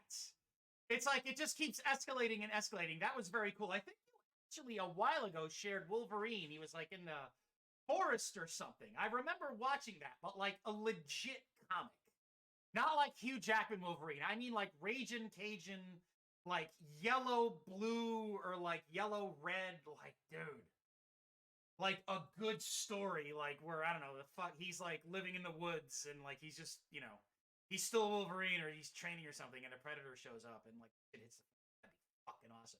Because live action is great. Don't get me wrong. Like Logan, that was phenomenal. X2 was excellent. No pun intended. Like Winter Soldier, Civil War, like all of those are excellent films in general. But like seeing the Capcom style here, or even like a traditional comic book, you could get away with a little more as long as you storyboard it and write it properly. Like for instance, if anybody here is familiar with Clerks and Kevin Smith, like I prefer the cartoon because the cartoon is still rooted and grounded in Kevin Smith's writing style with his Clerks, but they could get away with more and have more liberties, creative liberties, since it's animated. So having a comic book, I mean, I got the Alien vs Predator panel to panel right here. Like, the style is out of this world. Again, no pun intended. But you have a little more creative license and liberties if handled well in the comic book realm. You know what I mean? Got you. What? Ah, no. You were? I almost didn't stream today, dude. I didn't sleep last night. I've been up for 26 and a half hours right now. I almost didn't make it, but I was like, you know what? Fuck it. I gotta stream. I'll just sleep late.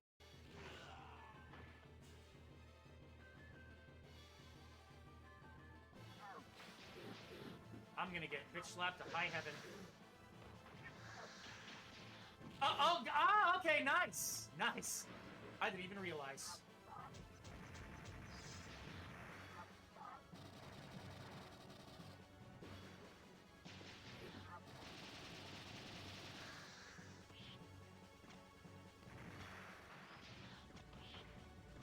Beware the tail.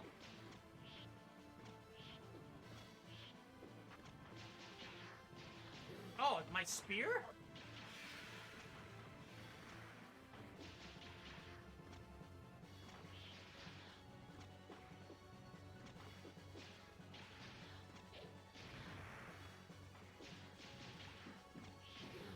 So now I realize, yeah, that's Dante. I was not supposed to be here today.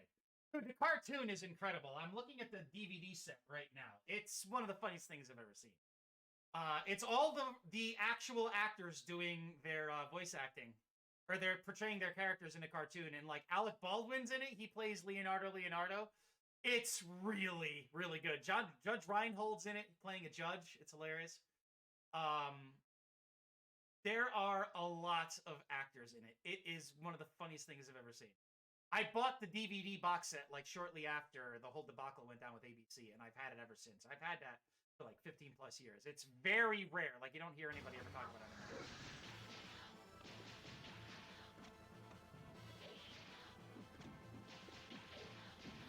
Aha!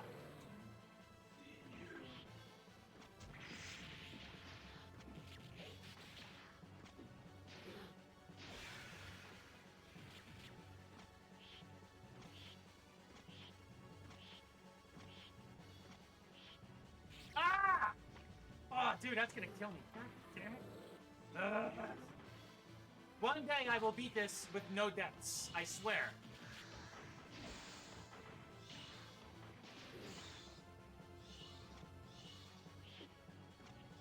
There we go. We just gotta get behind her.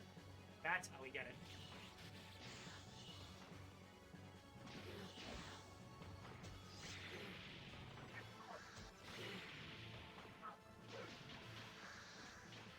All right, we beat it with only one continue. That's crazy. That's fucking crazy. I love this game. This is one of my favorite arcade games of all time. Dude, that is so cool. Oh, that's amazing. Jason Mewes, he was Dante, right? No, Jason. Wait a minute. Which one is he? I know. It's just I'm kind of having a brain fog right now. Jason Mewes. I think that's Dante. Am I right on that? Oh, Jesus Christ, Jason Mewes. Yeah, dude, the commentary is actually really interesting because because he's like, yeah, that day we were doing voice recording, dude, you smoked an entire fucking carton of cigarettes. He's had it rough, man, but he's a cool dude. Like, you could tell he's seen some shit. But there's one episode of the Clerks cartoon which makes fun of the Bad News Bears and Indiana Jones and the Temple of Doom all in one clip. Like, Dante decides to coach a Little League team, and he can't get them to do well. And it turns out Jay has been held back in the 4th grade ever since he was in the 4th grade. So legally, he could play Little League, and it's hilarious. They're the Little League champions. It's fucking awesome. Actually, they parody Bad News Bears, The Last Starfighter, and Temple of Doom all in one episode. It's phenomenal. It's still Clerks, but since it's a cartoon, they get away with so much more. It's amazing. It's it's fucking awesome. Oh, man. I am so shot right now, man. You have no idea. I am so shot right now. Ugh. Remember, kids, stick to your regularly scheduled sleep regimens. That's what I'm seeing on the screen right now. Go on, I'll catch you in a minute. Spooky Noochie. Enter your name.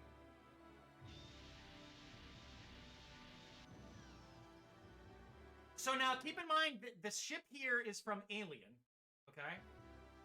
And then the one that flew away is the same ship that Ripley was hypersleeping in the opening of Aliens. They're very clever with what they use here.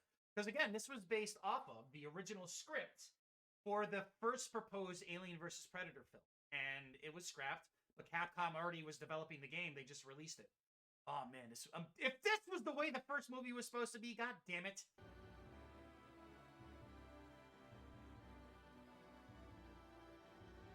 What if the ship accidentally landed elsewhere? Like, you know, think about it.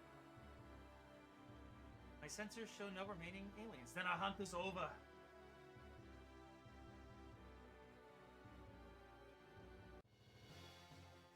Take it. Throws in Predator 2, that's a reference to Predator 2, where he throws the Elder Predator after beating the crap out of the city hunter in the ship, which looked like a carnival fairgrounds, just lit up all cool with the alien skull in it. The Elder Predator hucks the gun at Danny Glover, and in here they give Arnold the Predator club. You fought well. Wait! Why did you help us? Just like Predator 2. You will know. Dude, that's so cool.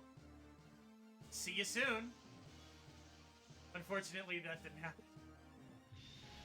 And that's the ship from Predator 2. Oh my god, dude, that would be interesting because, like, I got what was the Star Trek with Christopher Lloyd where he was a Klingon commander? That blew my mind. Kirstie Alley was in that one too. But dude, fucking oh man, Christopher Lloyd is a Klingon. Worf, of course, is the poster child, but Christopher Lloyd was a Klingon. Not a lot of people remember that. It's like, dude, that's Christopher Lloyd. Holy shit! But was it? I think it was. I don't know. Now I gotta IMDb this. See, this is what happens when us old school guys start reminiscing. This is why I call these streams retro and reminiscing. IMDb, my favorite Google. I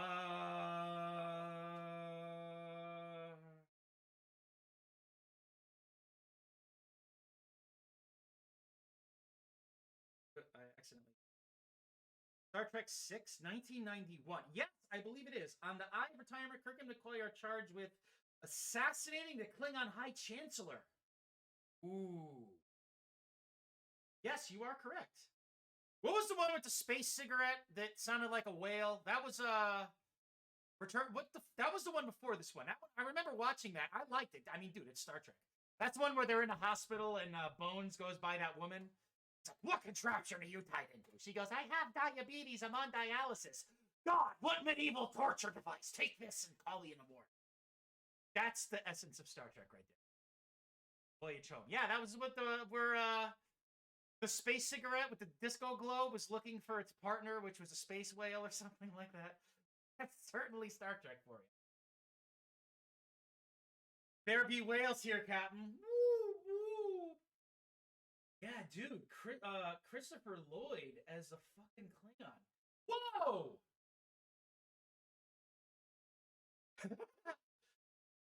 Dude, I love movie trivia like this. This is why IMDb is always like my go-to. Like I have like a recent. It's always in the top 3 recents.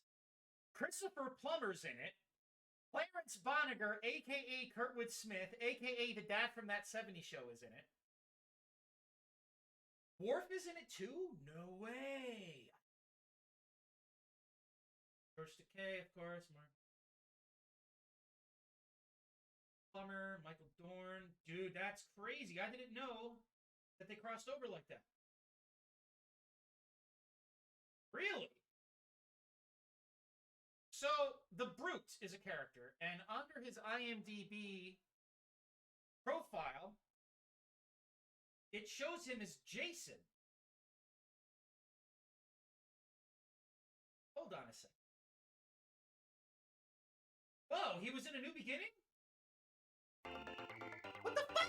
Yo, dude, thank you for the follow, by the way. I appreciate that. I just saw that. Mistress... Memestress? I like that.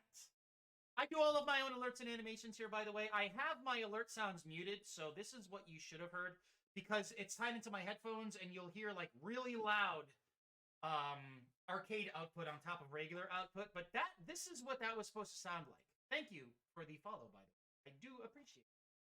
Hold on a sec here. Where is it? Test, follow.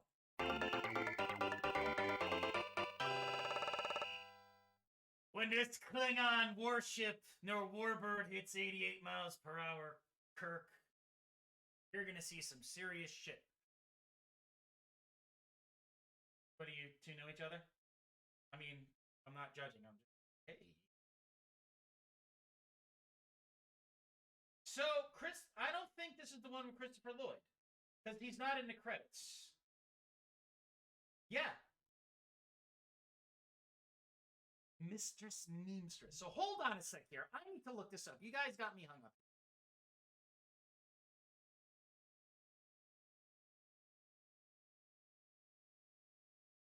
I mean, Doc Brown. He's still kicking it, man. Damn. Roger Rabbit, Adam's Family Values. Which one was he in? He was in The Mandalorian? Hold on, guys. I gotta know this. I gotta know which one Christopher Lloyd was in, because it wasn't Undiscovered Country. I gotta go all the way to the bottom. Nope. 1996, sooner. Suburban Commando, Back to the Future, The Ride, DuckTales, the movie? Burlock? Okay, so let's see here. This is definitely late 80s.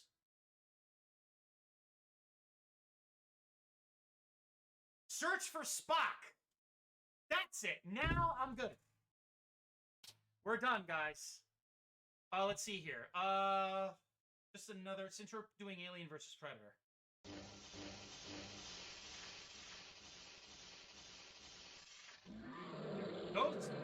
Those sprites are taken directly from the game, by the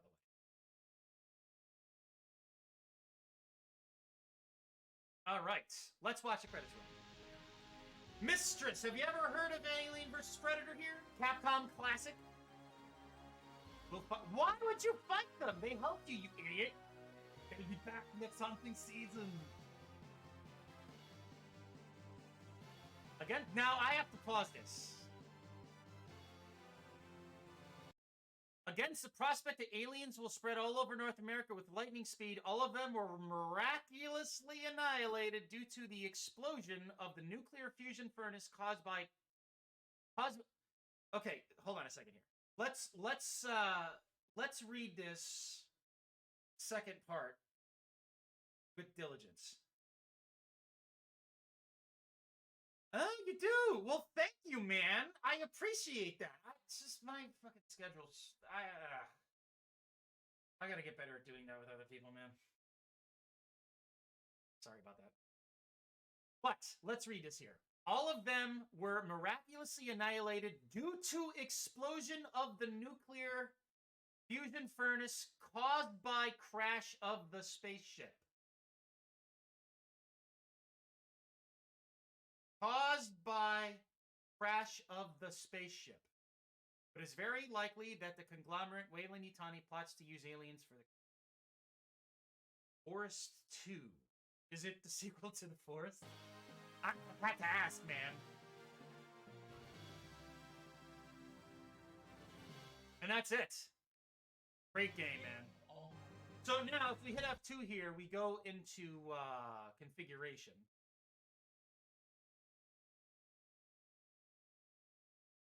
That's the hardest difficulty I just went.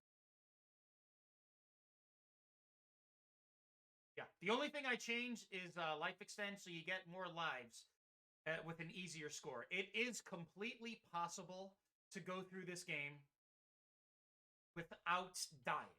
And that's very rare for arcade games. Usually arcade games are designed to rob you blind. 3 years, 5 months, 20... Damn. Love how Doctor Who was offended at the idea that humans had a horror movie simply called Alien. Yeah, back in the day, like feels like a lifetime ago, doesn't it? It's just really stressful, and I just find it what rubs me the wrong way about this whole COVID. How with the tech we have, the science that we currently stand behind, with all of its advancements and everything, like we still don't know like how it affects people. Like I understand, there's reasons, but there's no explanation whatsoever. At least with the flu, they could be like, oh, or at least with this or that. They're like, oh yeah, but COVID, they're like, well, but that's just my perspective, and that's what I survey. And it's just, I don't know, it's just really, really weird. It's very, very strange. And it's I don't know. I'm not like trying to turn into a conspiracy theorist, but I just find it a little weird. That's all I'm saying. All right. I'm just gonna let this roll real quick. This took 2 hours to go through. Holy shit. Damn. Cue sound, virtual audio. Yeah, for those who just jumped in, I'm gonna let this play. This is totally worth a check, or worth a play. Thanks to MAME, I use an older version. I use 1.83b. It has more compatibility and it runs perfectly fine. There are tons of scads, heaps of games out there that are easily forgotten. But thanks to MAME, you could preserve gaming history. There is absolutely no other way. No other way that you could experience this unless if you want to spend $500. Damn, dude. See, tenure, man. Tenure. I know I'm doing something right. Dude, I remember playing Dead Space 3 with you back when I lived in East Haven. Like, that was a while ago. God, that was so much better. It has been a hot minute. It has been a hot fucking minute. It's like this. It's a hot fucking minute. It just blew up on us. That looks familiar, doesn't it? Come with me if you want to not die. All right, hold on. I'm going to do this. So I have this pause for a reason, okay? You'll see why. I'm like, huh, it looks familiar, doesn't it? Check it out.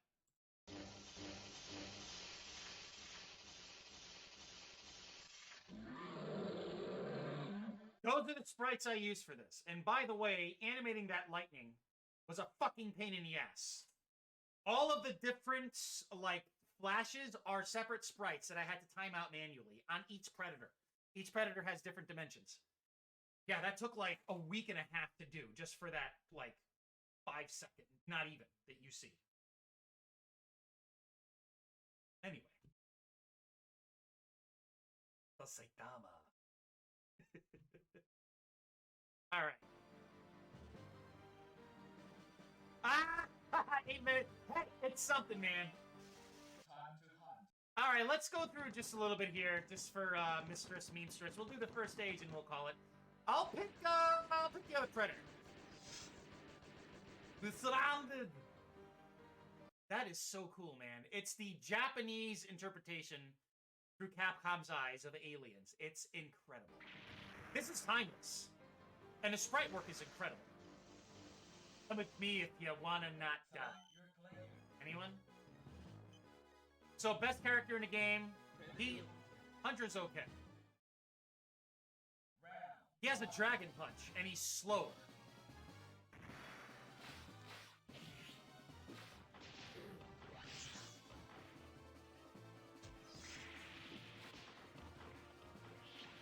Oh, and he does a ball. Interesting.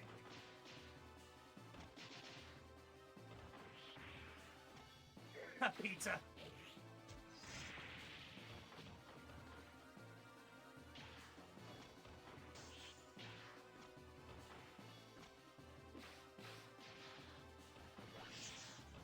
I like how this is the City Hunter, by the way. He has good range, though. Oh, we got the Dead Super Magazine. It's time to shoot them down. There's more than we could deal with now. So, again, the dialogue is different depending on which character you pick.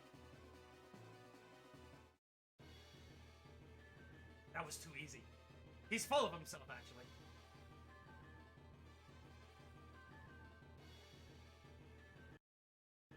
We're cornered.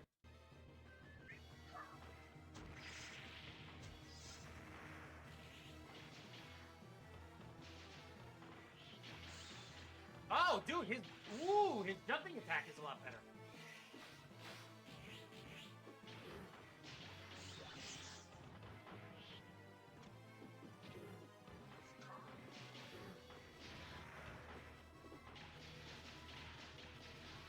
Whoa.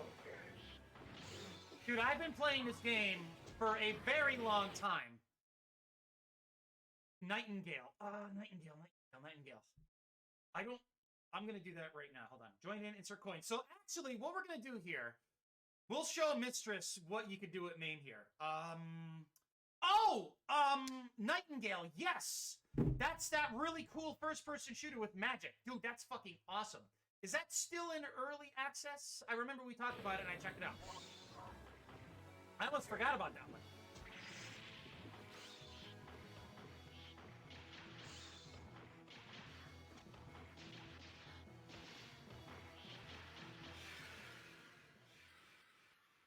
Okay, so I need to, okay, so we're going to do this here. The screen's going to get a little warped or a little wonky, so give me a second here. Because I have to recapture, I have to have OBS recapture. Not in access yet, but base building sandbox like. Yeah, dude, that looks awesome. And what I like about it is it's like fantastical, but it's also like rooted in like first person, like the common first person shooter tropes like gun, melee weapon, but magic. And like it looks really cool. I watched a preview on it. Yeah, I watched a preview on it. There's all these different worlds you could go into and everything. It's pretty cool. Speaking of pretty cool, this is another one I'm going to do. I'll do the first stage with all 4 players at the same time, so you guys get an idea for what makes MAME so cool. So, it sucks because every time you boot up a game in MAME, it resets the window to its actual resolution. So, I have to go and manually, like, input this every time. So we're going to do scan line amount. We're going to put this down here. Dude, it's easy. Like, the ROMs are easy to find. You just got to get the right version of MAME. Because the way it used to be is that, like, if you were missing file sets, like, it would tell you what you were missing. Now it's like, you're missing something, and there's no way to tell. So, again, I use 1.83b. That's the version you want. So, hold on a second. So we're just gonna turn on infinite everything and autofire. Now I'm gonna set all this up first, and you're gonna see why I'm gonna do this because this is actually pretty fucking incredible.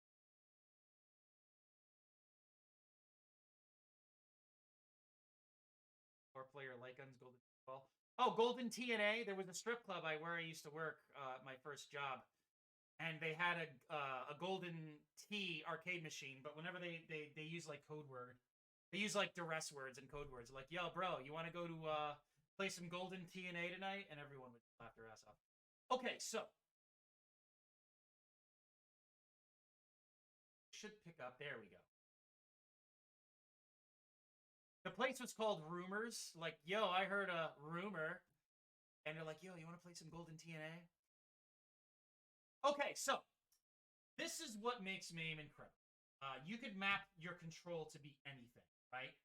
So what you'll see here is if you go to inputs, I pretty much made controller 1 here, all the buttons.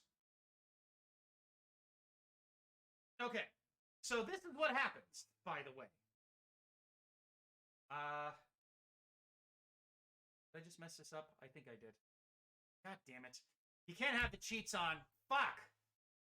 I gotta do that all over again. Forgot about that.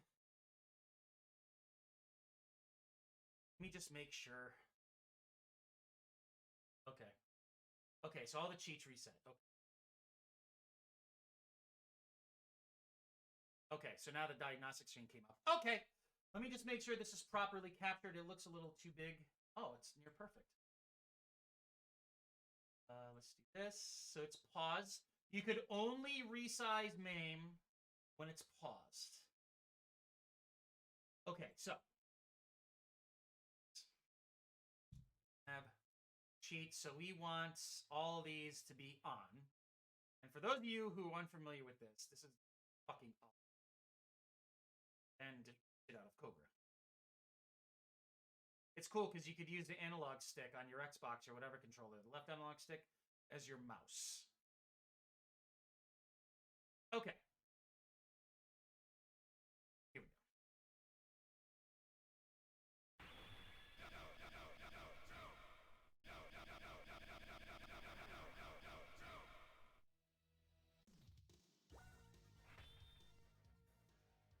Mission 1. This is where it gets interesting. Watch this. Yo, Joe! Hold on. Why is the start button not working? Of course I'm trying to be cool and it's not.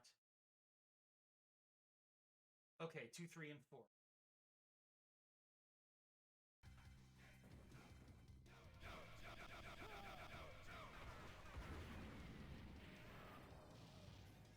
It's not working for some reason. Input this machine. 2, 3, 4. Okay. So let's just do this.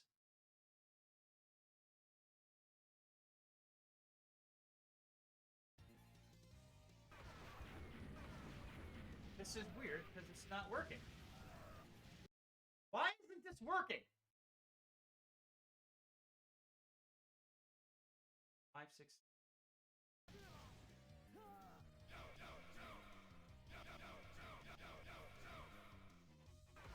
This is bizarre because it's not working. Anyway, for some reason it's not working. I can't figure it out. I don't care. So much for that. We'll kill, what's his name here?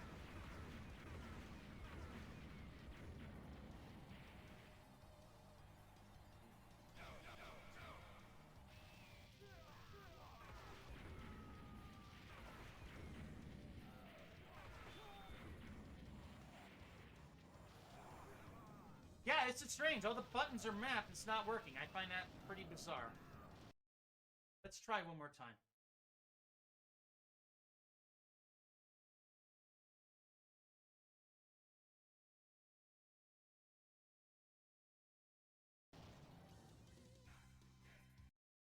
I don't know why this isn't working, man. This sucks. I was really excited about this, too.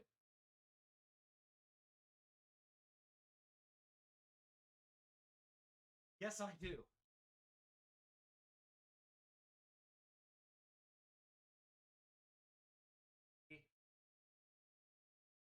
That might work.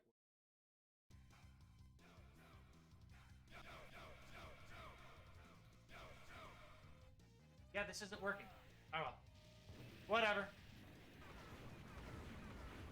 My first experience with this was at Chuck E. Cheese here in Milford or Orange, Connecticut, and I was like, "Oh my god!" Actually, dude, I've been killing it at the gym. Even though I didn't sleep last night, I still worked out this morning at 5. Did my hour and like 10-minute routine. A lot of jump roping.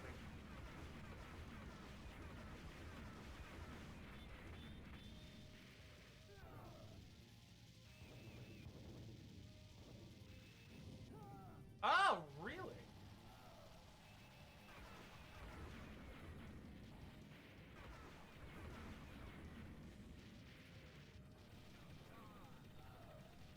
And what's interesting is enemies actually die here. You notice that? Tomac and Tomats? It's now or never.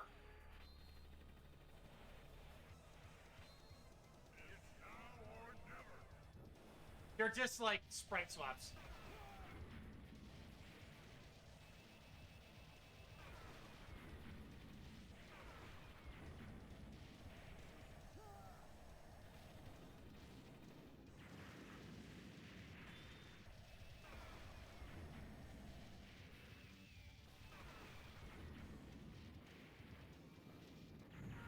There they go, they're dead. Yo, Joe! Snake Eyes, I always pick Snake Eyes. But this is all sprite-based, man. This is incredible. Seriously. Like, this game is fucking awesome.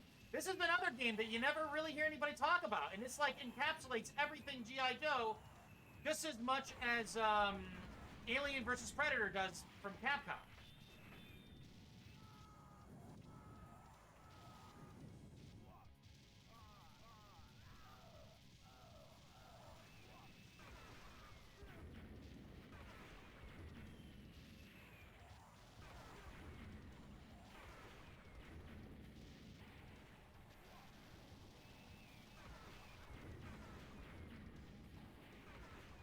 And, like, every vehicle in this was a toy at one point.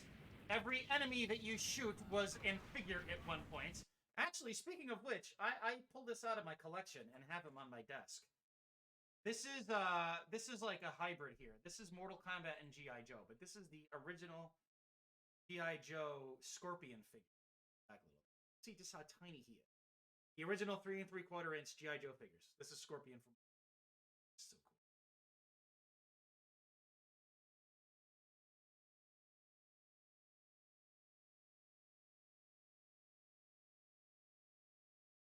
Okay.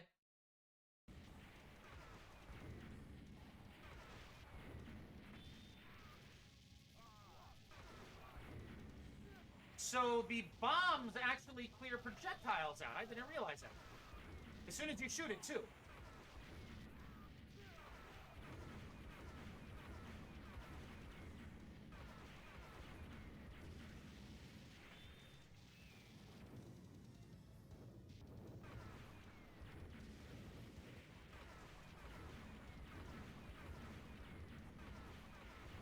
Yes, the Kung Fu Grip.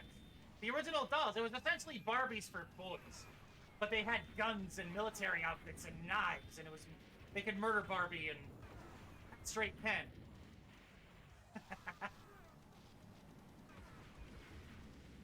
I remember when they did the reissues in the 90s. I actually had the Snake Eyes just like here. I had Snake Eyes, Cobra Commander, and Duke. And I was a kid. I didn't, like, you know... I didn't know any better, so I kind of, like, destroyed them. But yeah, I actually had them, and I wish I would have saved them.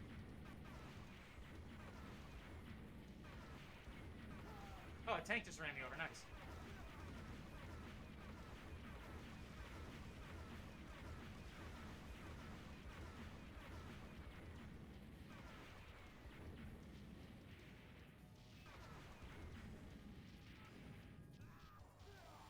This game is fucking awesome, dude. It's crazy that this is all sprite work. This blows my mind. It's so clever with its scaling and just sense of scale overall. Not just the scaling of the sprites, but like you actually feel like you're moving through like a military base, and it's all like animated and two-dimensional. Just like the cartoon, it's perfect. Oh, dude, actually, hold on a second here. Can I... Hold on, I'm just going to shut my camera off. I'll show you guys this. I got a lot of shit in my office here. 1 second. Dude. Hold on.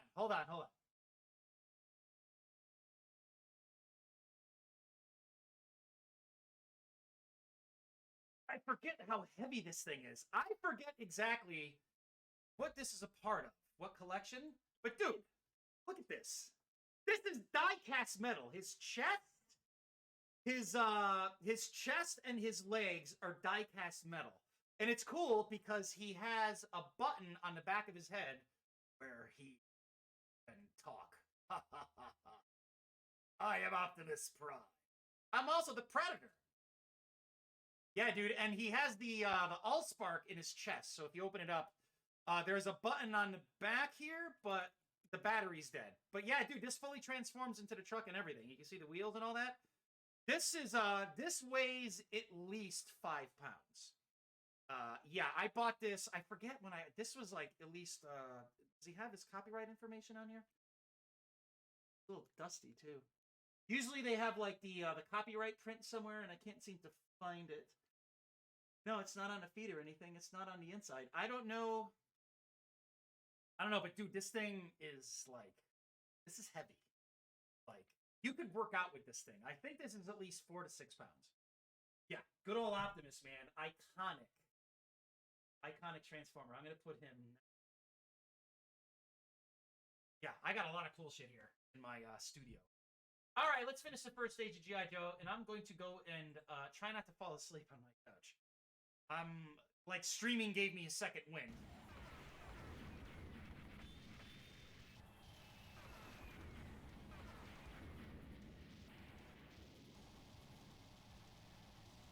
Was it a power wheel there, Phantom?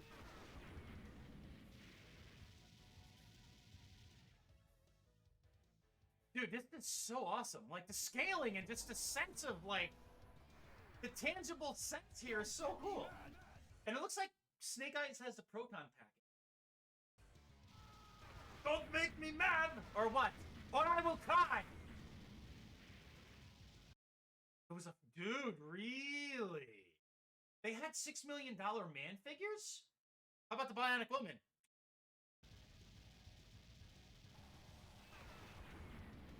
I will say, man, like, you know, I grew up, you know, with my cousins, and I had 3 girl cousins and 1 boy cousin. So Lucy, Angie, Sandy, and Dave. And my Uncle Dave spoiled the shit out of the girls. And they had, like, every conceivable Barbie playset and accessory. Like the Corvette and, like, the dollhouse and the furniture. And what blew my mind, and this is what really, like, got me into, like, figures and, like, all their accessories, especially the 12-inch G.I. Joe reissues in the early 90s, was, like, she showed me her dollhouse, and, like, they had all the fucking utensils. They had, like, the fork, the spoon, the butter knife, the plate, the wine glass, like, fake food, an oven, a refrigerator. Like, it was crazy. Like, I would, like, Dave, like, you want to play? I'm like, all right, yeah, I would play, like, the abusive husband. Like, you know, we'd set up, and, like, Barbie'd come home. And I'm like, hey, honey. No, I would come home, like, hey. And, like, my cousin Lucy, like, we're getting into character. My cousin Lucy's like, hi, honey. And I'm like, hey, wife.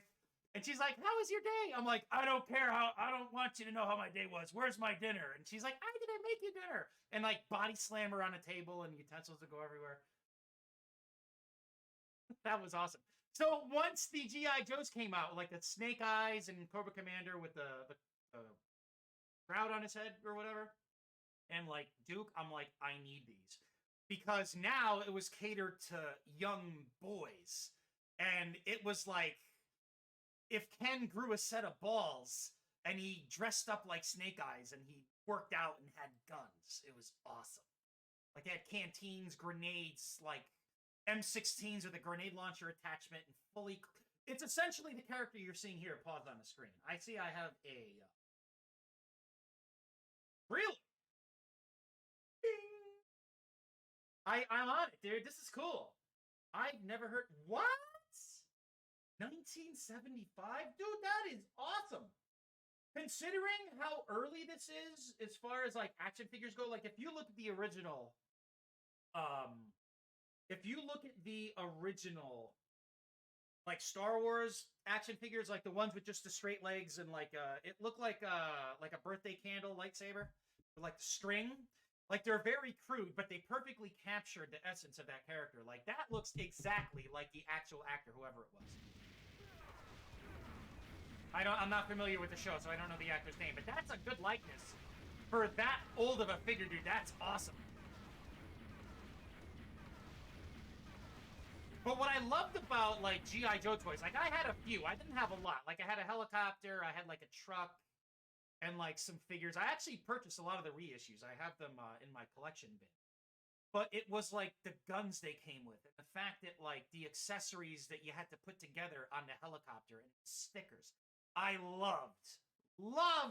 fucking loved putting stickers on, like, the play sets and the vehicles, dude. That was the best part, man. Like, back when, like, figures, like, you know, you had, like, you squeeze the legs and they had, like, the kung fu chop. But I liked figures that you could pose any way you want because you made the action. That's one thing I thought of as a kid. I'm like, I don't want a toy where you, like, squeeze his legs and he does a punch, or, you know, it's like a backflip when you tap his foot. Like, I want to do that. Like, I don't want action figures with, like the Scorpion figure here, right? If you pull his arm back, if you pull his arm back, he does, like, an uppercut. I don't know if you could see that there, right? He does an uppercut. Like, I didn't like that. Like, I want to do that myself. When I used to play a lot with action figures. used to make play sets and everything like that. And Lee Majors, like he's way before my time. He's known for a lot of like classics, right? Like, he was in a lot of like really good films.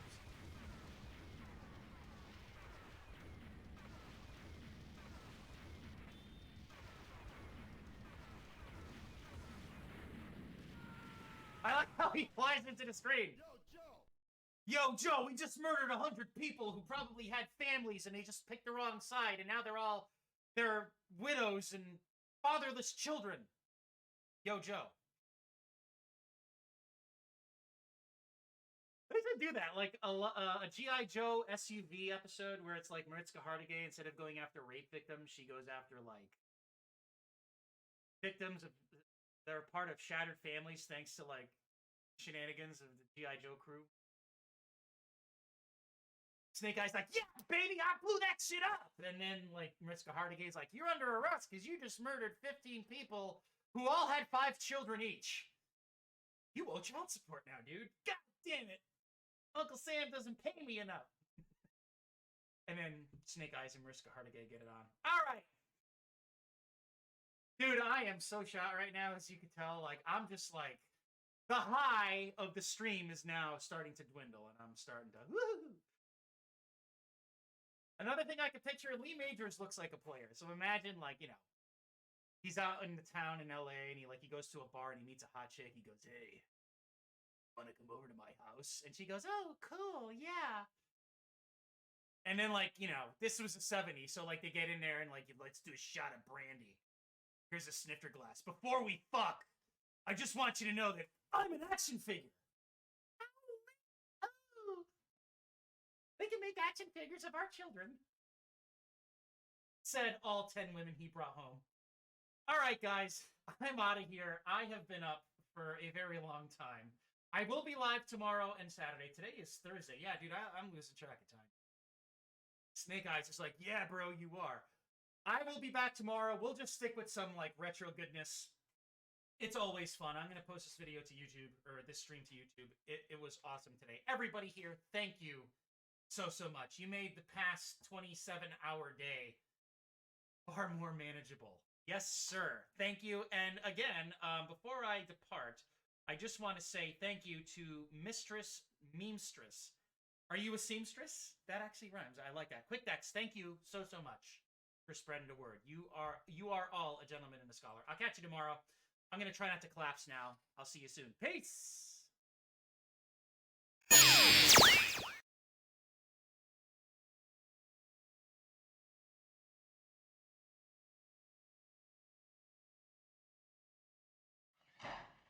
106 miles to Chicago.